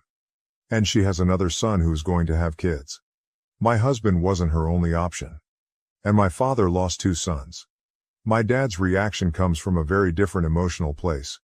And frankly, he knew he wasn't entitled to it. He simply appreciates it.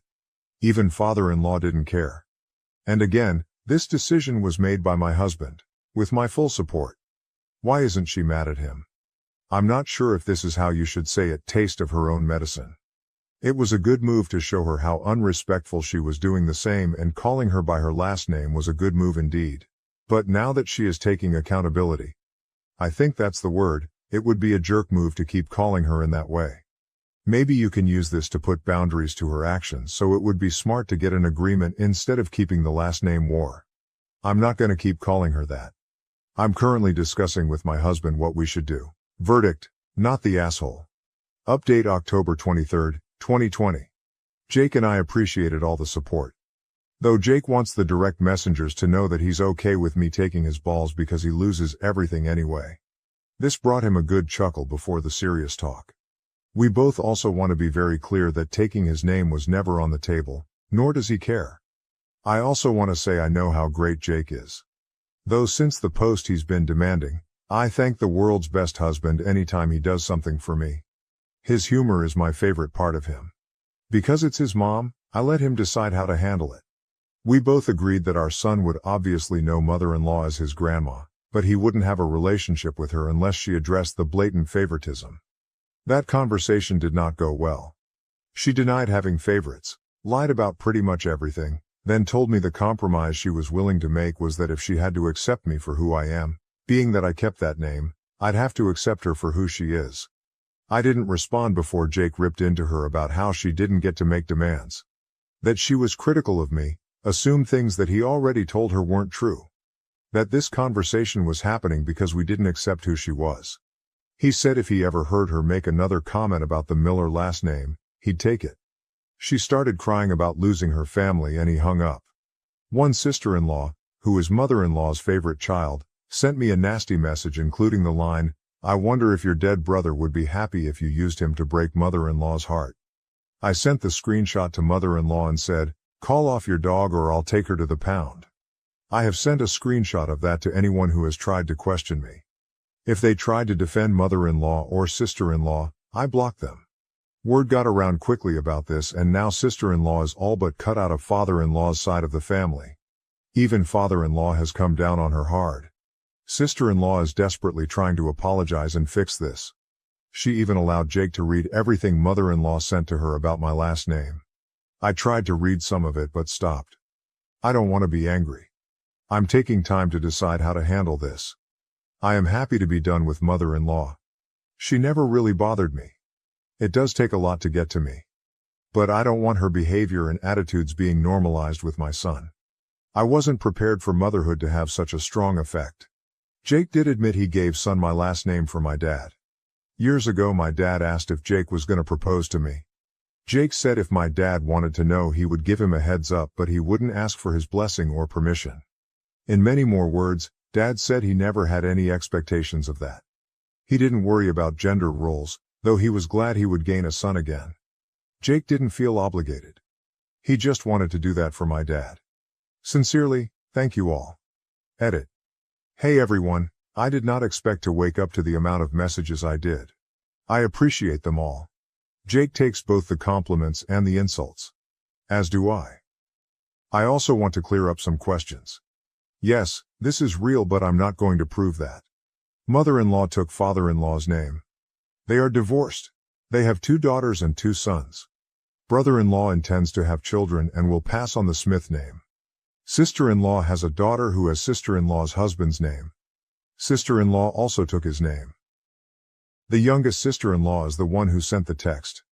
I'm not going to apologize for how I spoke to mother-in-law after she encouraged her daughter to use my brother like that. There's text proof that mother-in-law did this. Sister-in-law showed Jake.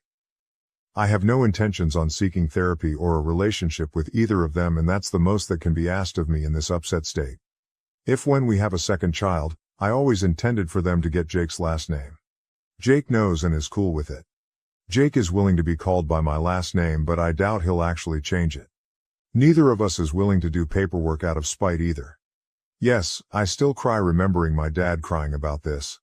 I always assumed Jake did this for this reason. He really is a great man. Relevant comments. Commenter 2. You've got yourself a great husband. Not a lot of people could stand their ground like he did.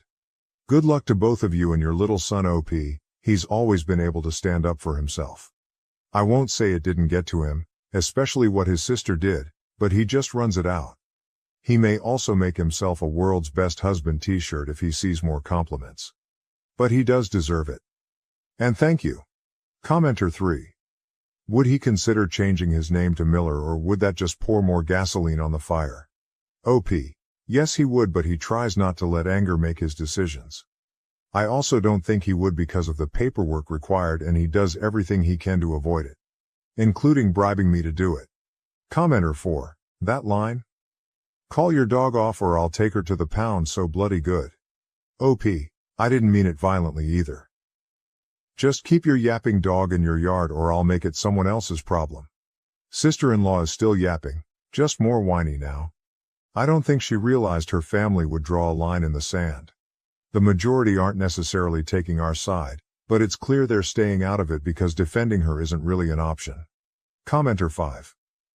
I'm glad OP and her husband feel at peace, but Jesus fucking Christ. They need to go NC with the mother-in-law before she can damage their child with her favoritism of the other grandchild and her general unhinged pettiness. Commenter 6. 100% unless mother-in-law's behavior takes a complete 180, OP's kid will notice the favoritism and it will hurt. I can say from experience, my dad's sister was the favorite child and by extension, her kid ended up being the favorite grandchild, and my nana wasn't shy about it. My other grandmother actually took her aside at one point and told her that I wasn't stupid and eventually I'd be old enough to notice the blatant favoritism and choose how I wanted to deal with it. Sure enough, I got to age 16 and sent my nana my prom photos on Messenger. She ignored them completely, not even a "you looked great" message, while at the same time posting my cousin's prom photos all over Facebook talking about how beautiful she was. I blocked her and I haven't bothered speaking to her in the 8 years since.